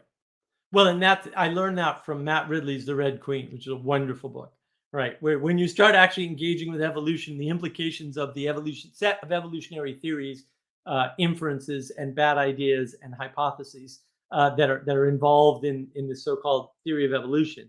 You run into this problem of perfection. Nassim Taleb also talks about it, right? And I want to address neutrino. As a person with bad thoughts, how can I protect myself from your intolerance? You can't. You're doomed. You're on this earth with us. You're screwed, dude. That's part of the problem. This is what people won't understand. You are submitted to every single person on the planet. Sorry. And you're submitted to a bunch of things like gravity, and you can kind of get around it if you have enough money and you can go into space. But really, this is impractical. There are constraints to the world into which you were born. I'm very sorry to hear that. We all have that particular issue, right? Or set of issues. Too bad. Suck it up and move on with your life. Really, like do something good with it, or at least something better. So here, are you contradicting us? It's like contradict is to say against, right? So if you're contradicting yourself, Yeah. right, you are speaking against yourself, which means that you're self-denying. Like I don't understand how you would ever be okay with having a contradiction within yourself. That means that you're unhealthy. Yes. Like that means that you're sick. You need to resolve something in your spirit. Or Right. in your physical being, right? Like a virus is a contradiction to a healthy state of existence, right? And neutrino, we didn't bring up submission. I don't know why you brought up submission, and you used tolerance before, or intolerance in that case. You're just mixing up your words and probably just conceptually unable to disambiguate the nuances in what's being said. Submission just wasn't part of the picture. But you're submitted to a bunch of things like gravity, hunger. There's tons of things we're all submitted to. I don't know what else to tell you. And yeah, you're submitted to other people. Like you didn't build the internet and you didn't create your electricity. And there's a bunch of people involved in that, and you're kind of submitted to all of them to some extent. And that sucks, but let's say Mills, perfect is like a compass bearing and better is like a physical destination. No, better is movement towards the compass bearing. Everything in the world is not a noun. Stop being in the propositional tyranny. Better is relative. movement in a direction, hopefully towards the perfect. Yeah. Humans are the synthesis of the infinite and the finite. No, they're not. So no, it's not a contradiction. It's false. False things are not contradictions. They're just wrong. Neutrino, how do I heal my sick spirit from not agreeing with much of what you say? No idea, dude. You could let go of your anger and resentment and just start agreeing and seeing how it works out. And Bubbleviz claims that he loves gravity. I want to see some evidence of that. I want to see like a certificate of love. He says it keeps him grounded. I want to see a picture of him loving gravity. That's what I do too. I also love gravity. Pics or it didn't happen. That's correct. Me and you, Bubbleviz, will take the picture. Neutrino can create his own electricity as much as you or any other man. Thank you. No, you can't create as much electricity as me. There's a technical reason why, by the way. That is just He's false. bald. There you go. Equality is false. That idea is absurd. Well, and the idea of change over time is in the Barbie movie. Like the idea of self-identification, self-control, self-realization, all of that is explicitly stated in the Barbie movie. It's very much, and I think Manuel, actually, you had the best sort of summary, right? It's very much a coming of age movie. It's just that you're coming of age in a very philosophical way. You're not coming of age in the way of getting your first girlfriend, like you would say in movies. It's non-participatory in a sense, right? Like the exploration isn't there because it's well, we went through this in the Plato's book club, right? It's like, what is education? Well, education is the relation to the ideal, effectively, right? the recognition of perfection, and when we don't get educated, but instead we get presented with answers or presented with ways of looking at the world that we can't embody, right? Like there's no way of relating to it, right? Like, well, I'm supposed to be objectified, but I'm also should reject being objectified because that makes me not a person. And it's like, well, like what do you do with that? Like how do you have a good relation to that? Like the only way to win the game is not to play, right? So the only Yes. way to resolve the Barbie movie is not to watch it. There you go. Exactly. The only way to fix some of these quote problems that people keep inventing is not to invent them. Then you don't need to solve them anymore. Mills wants to know if Christ is a contradiction. That's easy now. Okay. Yeah, the epistemic humility on this stream is impressive. Your 2-cent words have no purchase. Hard for me to hear arguments other than wrong. Well, we're not making arguments. So I don't know what you're hearing, but that's not what we're saying. We're literally not making any arguments for anything.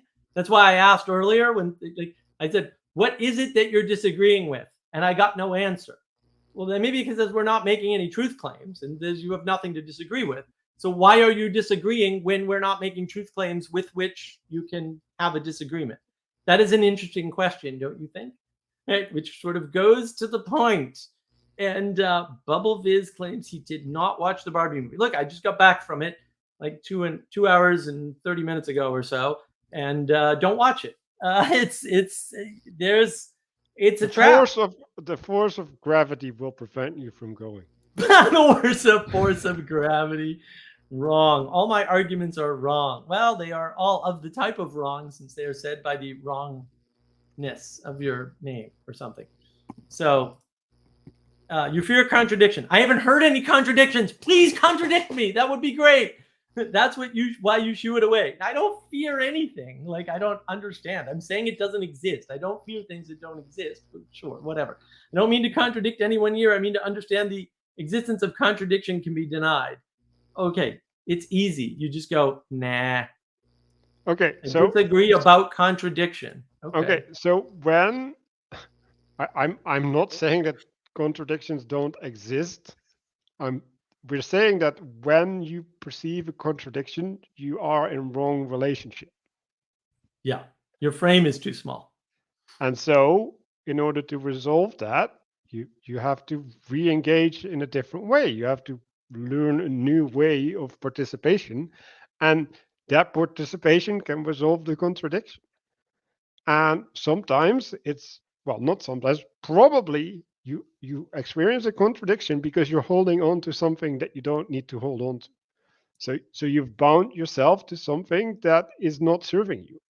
What is the self-contradictory nature of reality? Reality doesn't have a single nature, and it certainly isn't contradictory. And reality doesn't have a self to refer to. So that's just a weird way to talk about reality because it's not a person.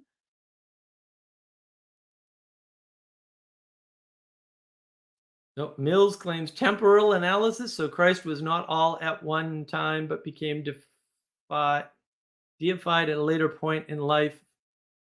I'm not. Well, that's because you're using time, and he's outside of time according to the Bible, from what I understand.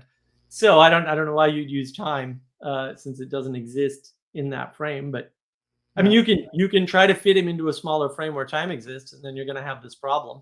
Or you could not have the problem by not making the mistake of fitting him into time when the Bible says he doesn't exist in time. Right? Again, it's a perfect example. You can create all these theological problems all day. This is why theology for me is bankrupt. The same as so-called modern philosophy, which is just modern solipsism, is a better way to talk about it. Oh, you're responding to Ben Franklin? Yeah, I don't. It's all these crazy frames, man. Like, we create these issues and we can just like live a happy life. It's actually, or at least a contented life. It's actually possible to just live a contented life and not get into what does the Joker really mean and why do I identify with him? Or you just go out and like grow some food. have a meal. Yeah. Have a meal with a friend. Well, yeah. So actually, I don't think the Trinity is a contradiction within time either. But you have to recognize the fractal nature of the manifestation. And when you try to universalize a understanding, like that's inappropriate because the way that something manifests is different on each layer because it's in a different frame. So the way that it's going to present itself is going to be different. Right.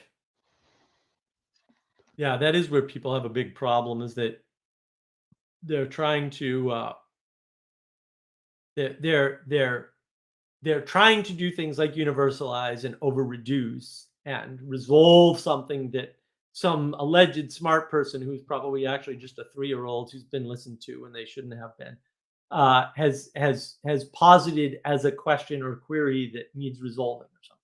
It's like, And what if that's just wrong? Yeah, to go back to the contradiction, right? Like if you absolutize one layer of analysis, you end up with contradictions. If you Right. add in the nuance of having different layers of analogy, or not analogy, analysis. Well, they're somewhat analog to each other, right? But if you have different layers of analysis, you can create the space that can hold the tension that you're perceiving in your contradiction without contradicting each other. Yeah. Yeah, I think we we we really don't understand, say, the ending of the movie War Games, right? Which is you have the computer play tic-tac-toe against itself until it figures out that tic-tac-toe is a game for a child. Literally, right? And then it says, a strange game, the only way to win is not to play. And the way it does that, and you see the fractal nature in that movie because it is an excellent movie, right? Is it plays war games over and over again. It plays global thermonuclear war over and over and over and draws the inference from tic-tac-toe being a pointless game to that being a pointless game. And then it doesn't launch the missiles. So the solution to nuclear war is just not to have one, and then you don't have one, and then you don't have to resolve all the problems inherent in trying to have one. It's like, it's like, yeah, and I think Andre here, right? I'm Keno, better than being a Kanto. Yeah, well, sure. Oh, that's Ken. Kenoff is in, yeah, pretty. All the Ken memes, I'm telling you. Excellent. And that is the problem, right? Is people get caught up in, they want this fantasy, right? They really want to be the person that resolves the like Gödel's incompleteness theorem, right? Or the Izot gap. Everybody wants to resolve the Izot gap. It's like, why isn't it just there and okay? Can you explain to me why it's not okay to have an Izot gap? Can you explain to me why Gödel's incompleteness theorem, which is a mathematical certainty, by the way, is not okay? Right? And if those two things are true, or even just Gödel's incompleteness theorem, what does that say about whatever philosophical alleged system you're allegedly using? It says a lot, right? It says a lot. And it also says something about the limits of math, right? And it says something in that about the limits of systems as such. And it implies the problem of closed systems and reciprocally narrowing, which Manuel and I have talked about elsewhere, and is also addressed in the model video on navigating patterns. See the knowledge engine video. It's great. It really deserves more views. All right, so maybe helpful to distinguish between the contradictory, the absurd, and paradox. Are there not some things too great for us to understand? Look, dude, I'll take a definition. Like, you're welcome to make one. You just haven't done that. I feel like you guys see yourselves as sitting right outside of Plato's cave saying, I told you so, to everyone who walks out. Okay. Well, I guess we have to go there now, don't we? So earlier today, we did the book club on the Republic. We happened to be at book 7. The beginning of book 7 is Plato's cave. Let me make this as freaking clear as I can. Everything that every single person has told you about Plato's Cave is a freaking lie. No, really. And I'm going to do a video on it because I'm hopping mad. It's a lie. No one gets out of Plato's Cave in the parable, in the story. No one, ever. That doesn't happen in this book at all, in any interpretation of it that we can find. Okay? That didn't happen. Didn't happen in the book. Plato didn't write that down. That is not in the text anywhere. People who tell you that are lying to you. They are liars. Now, either they're lying because they're stupid, or they're lying because they psychologically projected. Okay? But that isn't in the text anywhere. Okay? I understand why stupid people or ignorant people or hopeful people misread the text. I get that. It's a total misread of what's in the text. You personally, right now, can pick up the freaking book or an online copy of it and go look and show me which person or people actually get out of the cave or the den or whatever it is. And the answer is no one. And also the answer is there is a trick that he's using to say if somebody were released from, they don't get out on their own at all, right? This would happen, but that occurrence never happens, and it's not an option there. The only reason why they talk about it is to highlight the nature of what happens when you're in that circumstance. Also, you were not put in that circumstance. You were born into that circumstance. You are born in bondage with unable to move your head. That's what it says. It doesn't say anything else. I read it this morning for the book club because I always read we only do about half a book per thing, and you can watch the stream. I don't know if it's out now or if it'll be out later today or tomorrow, whatever. It will be out, and I go into this and I actually take Manuel to task about 3 times because everybody makes the mistake. So I get it. Like, it's an easy mistake to make, but it's also wrong. And that's actually very important. No one walks out of the cave. No one goes towards the sun. The sun is stated explicitly by Plato to be the fire in the cave. For real. He actually says the sun is the fire in the cave. Okay? Like, none of the things you think are true about Plato's cave are likely even remotely accurate to the text. So they are misquoting, misframing Plato entirely. And that makes me mad because, boy, I knew I should never have read this book. I just knew it. I should have stayed in ignorance. Ignorance is bliss. Now I've created a bunch of problems, and now I have to solve them all. I will be doing a video on this at some point on navigating patterns because I'm hopping mad. I'm going to go over book 7 by itself and the parable of the cave and basically show why these people are full of garbage when they talk about it. They have no idea what they're talking about, and they're just plain wrong because all the stuff they're talking about in the text is not in the text, and much of it is explicitly contradicted by the words of the text. And so they're the ones creating a contradiction which doesn't exist. Plato doesn't have the problems they say exist with the cave because Plato doesn't make the claims that they claim Plato makes about the cave. Sorry, just gonna say that. Okay, so I'm gonna have to deal with this. It's like, no, but there's wrong ways. There's lots of wrong ways.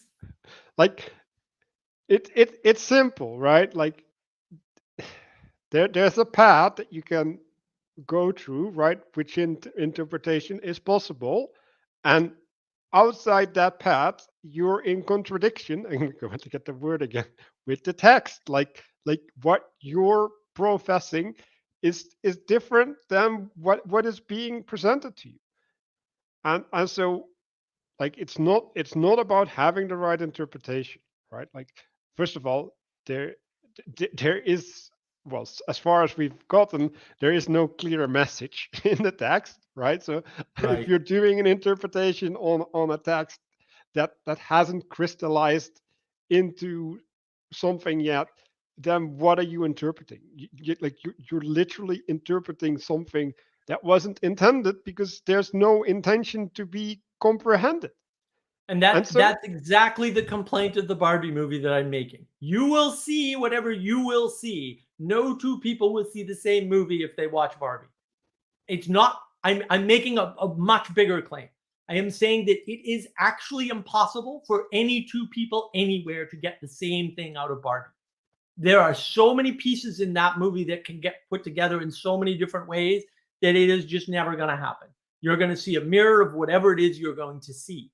And Plato is of, like the Joker, is of exactly the opposite type. There's a clear set of messages, but it's not one message. And so to talk about a right way to interpret, there are many messages in this book, right? There are many messages, or in the sub books, however you want to frame it. And that's the problem, is that when you make statements that are contrary to what is in the text, you have inserted something into the text. That is what has happened. I can prove this to anybody by saying, show me where in the text it says, right? Show me where you got this from. Okay. I have done this in the past with many books, although not the Republic, although recently the Republic. Okay. I usually get no answer ever from anybody, no matter how much time I give them to answer the freaking question. I am not making a claim. I am asking them to show me how they got to their conclusion. Okay.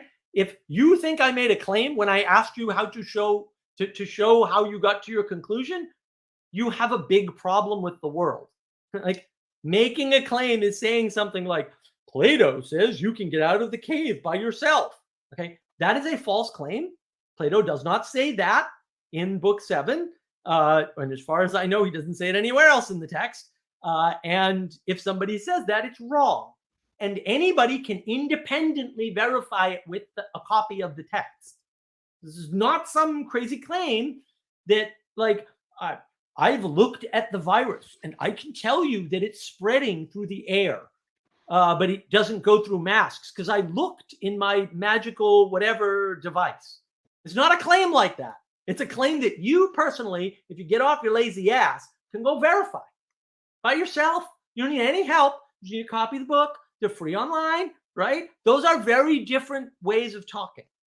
If you saw something in the text and I asked you what you saw, I'm not contradicting your statement. I'm asking you to validate and verify what you're saying. I think that's reasonable. Like, people should not be allowed to just make random claims and let them stand. You should push back on bad claims. If somebody says Hitler was a good guy, you should say, no, he wasn't. And you can qualify that and say he was a good guy when he saved Germany, because he was, but he was a bad guy when he did everything after he saved Germany, because he was. But this is important, right? So when we have an interpretation of Barbie, like, why would you need to agree on your interpretation of Barbie, right? Like why is that a thing that you want? You want to find agreement, but you don't have to agree on the interpretation. Like, that's just ludicrous. Like, when I do things because I value them. I value different things from Mark, and so I'm going to draw different conclusions because they serve what I value. And so, like, I don't need to have agreement. Now, there are some things, right, that are so problematic that they will put me into disagreement with reality, right? They would mean that I'm untrue to reality, right? But then that's not something between me and Mark, right? That's something within me. And so, like, I need to find a resolution independent of Mark, right? Like, if Mark is someone who can actually help me resolve that, that's great. And like, I'm grateful for him because he does that all the time. But, like, I don't need Mark to do that. Like, there's many other ways that I can get there. But I Adam. have. You can use Adam. I can use Adam, right? Yeah. But and so it's like it's not about trying to find a heretic, unless, right, like, someone is actually propagating something that is actively negative. Right. Well, and see, that's where we're caught up in the difference, right? The person claiming authority and saying, I'm going to string up the heretic, is not the same as the person saying that person is making a false claim. There's no equivalence there whatsoever. They can be the same thing, but then they're the same thing. but they're not the same thing by default or by design. Again, this is a nuance of the world. It's a detail of the world that's actually paramount ground importance, right? The fact that you can say the claim that somebody is released from the cave is false is not the same as saying this person who claims that Plato doesn't claim that Solon is released from the cave is a heretic who must die. Those are fundamentally different statements. They have absolutely no overlap, right? And why would you equate them? And I'm not even making claims. I'm saying that isn't in there. Bring me the evidence, right? So either you can bring the evidence and everybody who looks can agree on it because it's the same book and it's the same text, or you can't and you're freaking wrong, because some things you're just wrong about. Some things I'm just wrong about. Some things even Adam is just wrong about. And I think Manuel was wrong once too. I'm not sure. I'm maybe. I don't remember. Like I think I removed that from my memory. Perfect. This is weird. You're pretending like we're making claims and proclaiming authority and, like casting heresies, and we haven't done that here. But I can tell you, anybody who makes a claim that you by yourself got out of the cave did not read the Republic or read something into it that wasn't there. This is not what the book says. It is not in the book.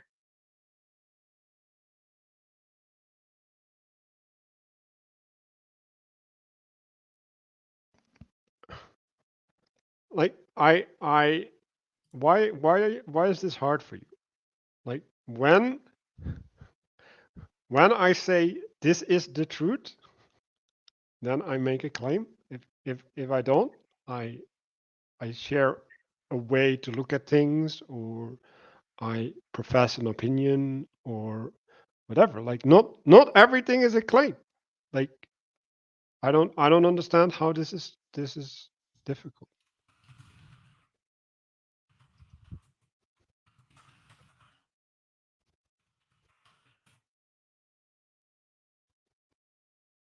Yeah, look, Adam, why don't you talk about sort of your experience and your viewpoint on what people are seeing in these movies and why you think they might be identifying in this way with these, whether it's the Joker or whether it's Ken and Kenergy, or whatever aspects, because I don't know all the aspects, because I'm not in contact with the same age group as you're in contact with, and Sure. certainly you have a much wider experience with this, and also you're normally, not right now, but normally you're in Ireland, so that's a nice European take on things too. Well, a lot of this identification with fantasy, I think, largely comes out of when the age group was kind of coming of age. So when we were young, there's like Lord of the Rings, there's Star Wars, there's a lot of fantasy actually. I think the How We Got Here series actually kind of gave me some perspective on that, and the kind of Burn Power, yeah, the Anadromist. Great channel. The How We Got Here stuff. And then you can go to I watched the 2000s video, and you can watch the whole thing. It goes from the 1950s or 1940s to present day. They're very long though, so strap yourself in. Why is it that I'm hearing, let's get some Kenergy guys. We've got some high Kenergy going, or Ken is literally me, or Joker. And I think it's largely because, at least for young men, there is a kind of young men, let's say in the old world, but probably elsewhere as well, there is an abstraction from intimacy in general. There's not really much in the way of community, whereas in the past, perhaps these young men, many of these, these guys, they're strong. I think they're very capable.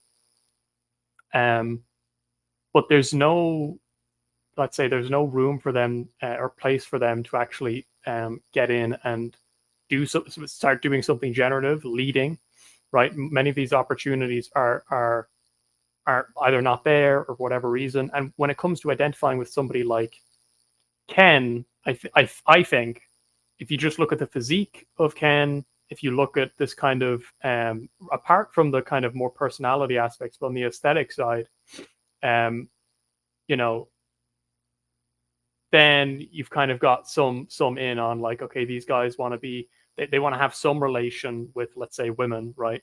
They want to have some ability to get stuff done. Of course, Ken doesn't actually get stuff done ultimately, but that's kind of by the by. I think actually that might be part of it as well, because it's very hard to, depending on where you are in the old world, probably in the new world, you can get more stuff done depending on where you are. You're not going to have much receptivity to, you know, a young guy like me or whatever coming in and trying to run the show, or even attempt to run something at all. Joker, the identification with Joker, I think is comes from a feeling of probably rejection from community and, let's say, society in general. But when you have a lack of community, and that is just something that's very persistent, I think over time, especially to young guys, that can feel like a rejection, because again, there's no place for you to lead. There's no things to organize. There's nothing necessarily to build. And if you're in the old world and you want to build anything, you've got to get all these permits. If you want to work on your car, you know, you've got to, you know, the insurance, depending on where you are, the insurance mightn't allow it. And yeah, I think that's what they're identifying with, really. And also the camaraderie, the Kens. Yeah, of course, the Kens. There are many. So there's camaraderie among young men. And that, I mean, you kind of get that at the breakfast, but there's still not that. There's still, as I was describing before, that kind of lack of deep, close bonds of friendship in the way that you might have, you know, let's say between Frodo and Sam, or even just between men of kind of relatively equal standing. And so there's not much in the way of actually forging on ahead, doing, building virtue, being generative.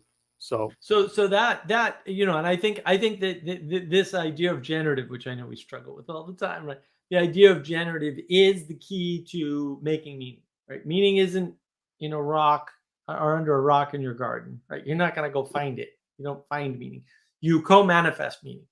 And then how do you do that? You do that with strong bonds that can hold you and the things you're trying to connect with, right? So I would say meaning crisis is a function of the intimacy crisis. The male manifestation of the intimacy crisis is the meaning crisis. And you can see that manifest, you can see the intimacy crisis manifest in Ghost in the Shell from the 90s. It's right there. It was so shocking to me. And I think that, yeah, people are identifying with these lost characters. And these lost characters, these NPCs, however you want to frame them, the kayfabe, whatever frame you want to put them in that vein, means effectively that they do not have access to connection as such. And the Barbie movie is all about no connection. Holy macaroni.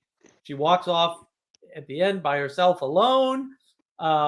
They split up effectively, even though they were never together, but they were kind of together, right? The Barbies are all together having girl parties, and the Kens never have any Ken parties until they take over. So they have to take over the world, right? So it's like the Kens are always standing aside, always, because ultimately the Barbies trick them using their feminine wiles for real, like stereotypical feminine, pretend to be dumb, right? Look pretty. Yes. All of these tropes are right there. And it's just terrifying that they're there, and that men feel like the women are harming them in that way. And that the only option is you have to look pretty, but not too pretty, because then you're slutty. Like, these are binaries that don't, lots of women navigate this just fine, guys. If that's what you're seeing in the world, then it's you. It's not them. It's you. It's not the world. It's you, right? You're seeing this, and that's you. That's your perception. That's your perspective, and it can be better. You could have a better perspective on these things, right? You have a better way of relating to the world. And the question is, why don't they have a better way of relating to the world other than, oh, that's where I am, I'm Ken, or oh, that's where I am, I'm Joker? That's the real question. And are they going after other characters? Or I mean, you see like the Chad meme and stuff, but Yeah. I don't know how prevalent identification is, as in that's literally me. Well, there wouldn't be as much as, that's literally me in that, but they would be looking to that image. They'd be looking to that confidence and that kind of stoic reserve, and trying to well relate positively to it, I suppose. And because it's very hard, for young men in that respect, because it's hard to see it manifested in the world, and it's hard when you don't have an example, when you don't have good examples to generate that on your own. Now, I think that it can still be done, but when you don't have a kind of an apprenticeship aspect to that, where the older men are kind of showing the way, and then when you don't have the community in there as well, yeah, they'll just keep on identifying with memes out of context, and they'll reach around for like any kind of thing to grab onto, and at the moment that's mostly, I would say, memes. I mean, it's interesting to look at kind of how this manifests somewhat in the real world, because there was an incident, I think, in the Seattle airport. And this is something that guys my age would know about, of the kind of what's his name, Sky King, right? And this is a guy who just hijacks an airplane and then nosedives it into an island. Now, he was the only one who was died in that, but there was a kind of, even in the way people were relating to that, they said, he flew this plane, he was kind of trolling the ground crew, but before he goes down, he says, "Oh, I'm going to do a barrel roll before I nose down." And then, that's what people relate to, rather than for the fact that this man is, it's real tragedy is that this man had a wife and kids, and like, something weird was going on there. Something, let's say, unholy was going on there. I think that's the fear. That would be a fear for a lot of guys around around my age, to end up like that, to kind of go become so nihilistic or whatever, that you would do something like that. Or to be honest, a lot of guys my age would probably don't even have much hope in getting married, which is another thing entirely. Well, right, and he was married with a kid. Yeah, he was married anyways, right? So there's right. that. Well, a lot of people are like, "Oh, they just need to get married and have a kid," and it's like, yeah, that doesn't work either, guys. And then what you're describing to me, what I'm hearing is there's no exemplification of an ideal. Now, the ideal may be there, and people may be rebelling against it or rejecting it or whatever, right? Or it might be that the ideal's gone, or maybe the ideal's there but nobody can see it, right? This is when I talk about. What I got out of it is independence, right? So when we're talking about Frodo and Sam, they're not in the same role, right? Yes. Like they're complementing each other, right? And there's a dependency that's being met. And when we're all trying to be independent, right? Especially the women, how is like, how can you get the intimacy, right? Like, because I think that's the struggle of Ken, right? Like he has nothing to appeal to because there's an independence there. And then when we're bound, right? Like the dependence is in some sense the thing that holds us, right? Like we can lean into it, and therefore it makes us more. It gives us more agency, right? Because it's resolved through someone else. But now we're vulnerable, right?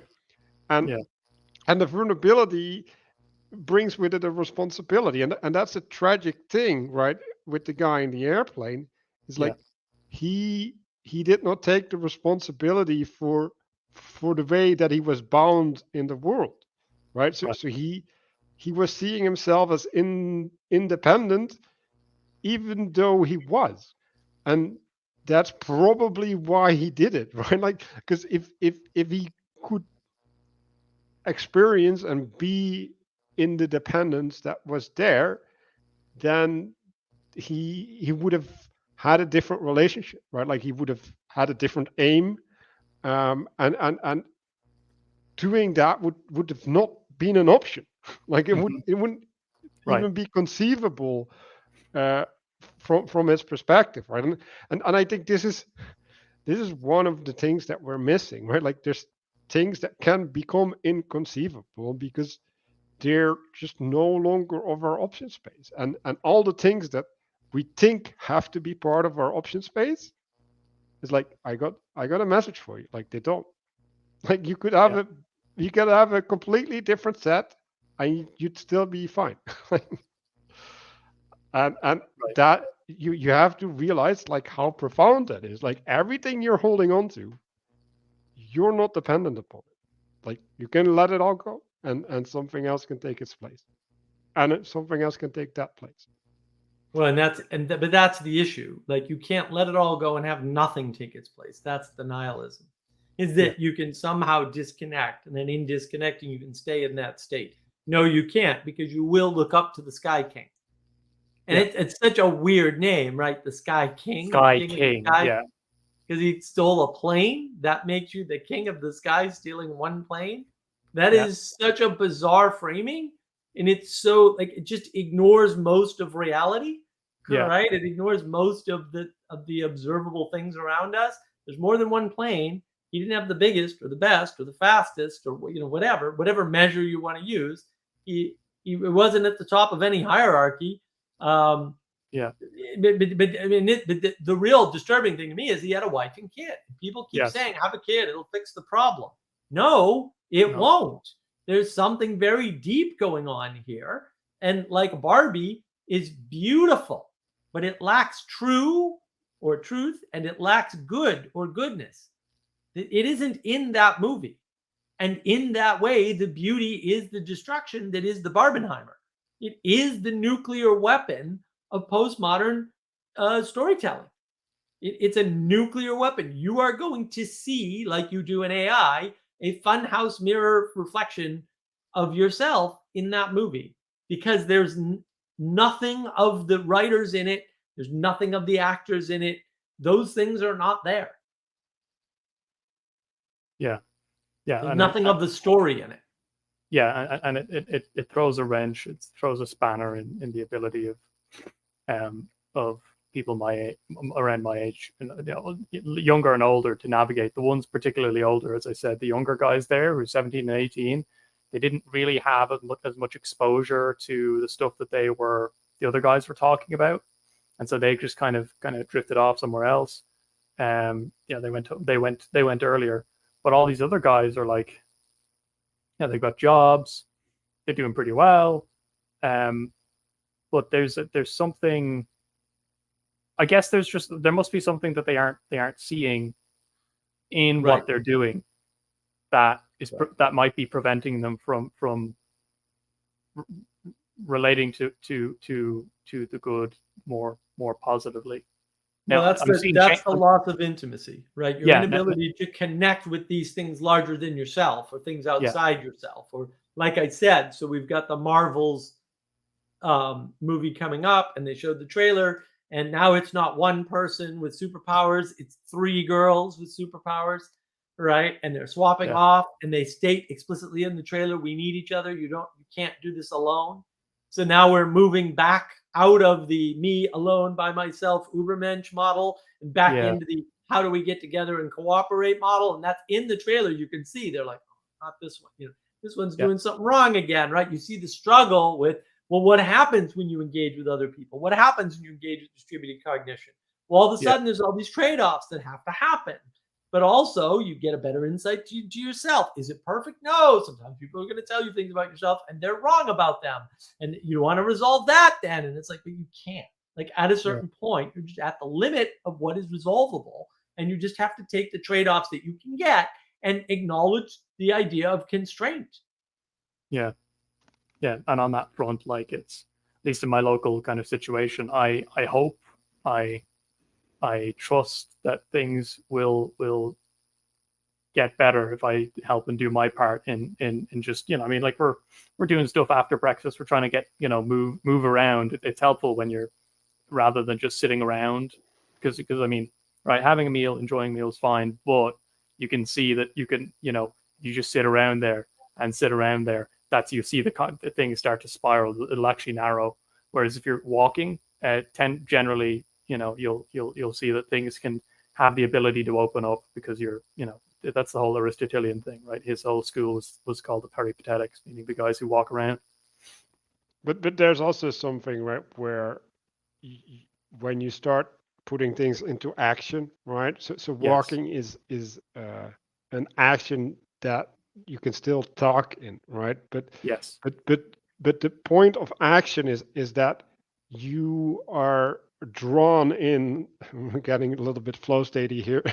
You're drawn into the participation, right? And the drawn inness of the participation draws you out of your head, right? And so when you're sitting, right, like effectively like you're in the cave, right, you're stuck with your one side at one piece. The options that are available to you, especially if you don't have access to intimate connections, right, they're really limited, right? And they might even seem binary to you, right, even though they're actually not. It's like I can either go along, right, and I can basically prop up my status by adding my grains of sand, right? Or I have to reject the social thing because I don't have any other means of engagement. And so either you blow up, right? Like there's this whole negative valence that you impose, or you go along. And I think that's the place where a lot of people are trapped, right? Like they either like go along, get along, which is tolerance, right? Or like I have to be the evil guy instead of finding a way, right, to redirect it into a participation, right, where something else can be shared. Yeah. Like why are we talking about Barbie, right? like Yes. what made that the thing that we have to commune around, like Right. Yeah, or try to commune around, because maybe a movie like that is the only movie that enough people can find something in to relate to. But the problem is there's no higher message. There's no higher goal. In fact, those are all explicitly smashed on purpose. And so we still can't commune, but we all have, like, and this is how memes work too, right? Memes are contextless. It's Darmok and Jalad at Tanagra, right? It's that Star Trek Next Gen episode that's all metaphor, which is just, it's absurd, but whatever. Like, but that's what memes are. They're the instantiation of that, where it's contextless, representational communication. All right, that's what a meme is. And then it's like, okay, but I didn't see The Office. That context doesn't exist, but I see something in those memes, and it's not what you see if you saw The Office. And even if you saw The Office, it might not be the same thing. So we think we're communicating, but we're not actually communicating because we're not towards a higher thing. And the Barbie movie is a good example of that. You may think, I resonated with Ken, and I also resonated with Ken, and I also resonated with Ken, but you all resonated for different reasons. What good does that do you? Because you're still split apart. Yeah. And that I think is the problem. We're split apart. We don't have intimacy, right? There's a trust crisis, but a trust crisis is a function of intimacy, I would argue, right? And that's what the problem is. How do we revivify, regenerate, re-enchant intimacy for persons, right? Get them in with the idea of cooperating with others around them. And that I think is the big lesson from all this. Barbie is just the representation of a flattening of the world, where equality is the order of the day. There's no higher ideals that you have to worry about, even though you may state that you know you need them, right? You have to state not only that you need them, they also have to be there, and you have to agree on them. And that agreement has to be close enough in interpretation that you can move towards it. And then you can have a chance of being generative. There's just a lot of steps, and everybody wants like a magic pill or a bullet or a philosophical answer or whatever. And it's like, no, it's a lot of hard work, dude. And you have to work at it. And you have to work at it. You can't let other people work at it. That's not going to happen. And that I think is sort of the real point. But and I think that's a good way to wind it down, is to say this is a perfect example of flattening of the world. And so, Manuel, what do you want to say in closing on this sort of morass of identity framing and meaning crisis through Barbenheimer and the Joker? Well, I think it's a signal of despair, a veiled cry for help,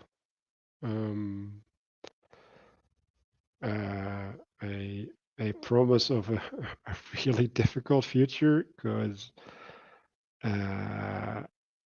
let's just say that, like, this is a correct representation for a significant part of the population, then where are they going to end up? Like, they're going to be susceptible to ideologies in ways that nobody was ever susceptible to them before. They're going to be desperate. Like, if we're going to have to believe the climate stuff, right? Like, we're going to have changes on societal skills that are imposed upon us, as well as changes within the society, and they're going to be in friction with each other. And I saw the word escapism come by. Like, that seems the obvious path. Like, you can see organizations already preparing for non-participatory members, well, dismembered of society. And yeah, like, it's gonna be a wild ride. Okay, Adam, what do you think? Take us away from Barbenheimer, identity framing, meaning crisis, and Joker. Well, one thing that I didn't really touch on, but I'll just touch on a little bit here, is that when it comes to young men and getting past this Barbie stuff, the first step is abandoning any use of irony, because at this point there are a lot of young men who still don't know when they're being serious, and so they'll be playing around with whether they should act or not, whether they really meant it. Well, I think it's time to mean it. It's time to go out there. It's time to point willingly submit yourself to something higher, and to go towards a telos, even though things may look grim at the moment.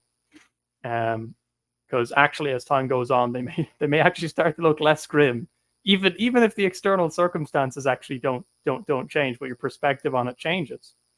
And yeah, I think no, young men, stop watching Barbie, stop doing it. Go out there, try and get married, okay? All right? Mhm. Right? But you got to look even past the marriage, dudes. You got to be you have to look for intimate relationships and community. And if it's not there, you like try and build it, because even in the trying, there's something to be learned. So yes. Is there anything else I'm missing? Joker. Yes, Joker's a great film. Barbie probably isn't. And yeah, this is the second time I've wound up with shooting from the hip, so that's where I'll leave it. Walk out of the movie theater, man. I compel you.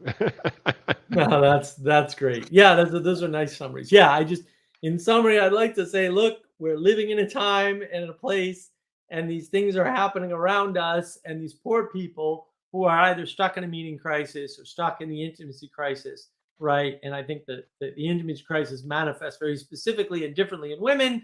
And hopefully I'll get some smart female to discuss this with me, maybe Catherine or Andrea with the bangs. My talk on intimacy crisis with Andrea the Banks has over 1,000 views. And she has a wonderful channel. You should check it out. My talk with Catherine on navigating patterns is, not doing quite that well, but hopefully we'll pick up soon. And I think that's like really important, is that you're seeing the manifestations in the media. You have been for a while. I would argue Ghost in the Shell, right? The Matrix, things like that.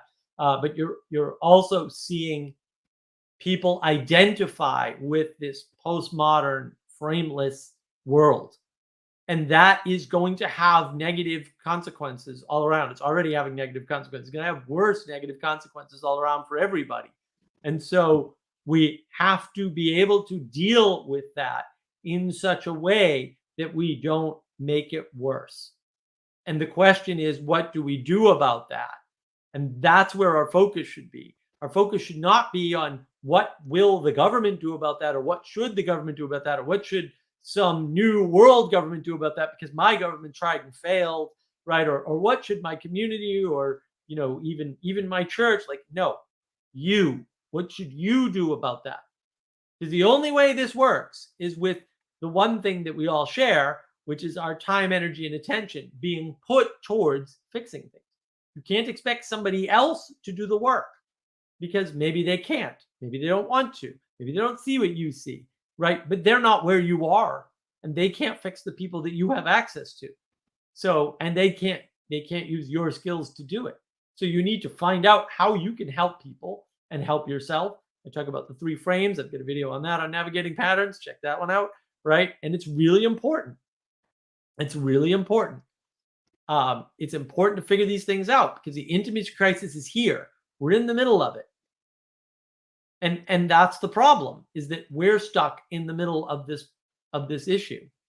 And we need to start acknowledging that and finding a way through it, and avoiding movies like Barbie, and understanding movies like The Joker, which I still think is an excellent film, so that we can figure out how we personally, as a person, can do things in the world that are generative towards the good to help other persons.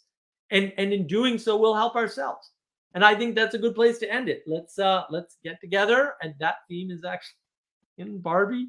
Like, it's everywhere, right? We need to start getting together and stop arguing with one another over theology, philosophy, terminology, having stupid conversations. Have a meal together, go fishing together, right? Do a book club together. Find commonality. It will help you. I did something sneaky. I had a meal with you guys. Yes. Oh, yes, nice. you did. All right, everybody. Thank you very much for watching. I hope this was helpful to people. Have a lovely day.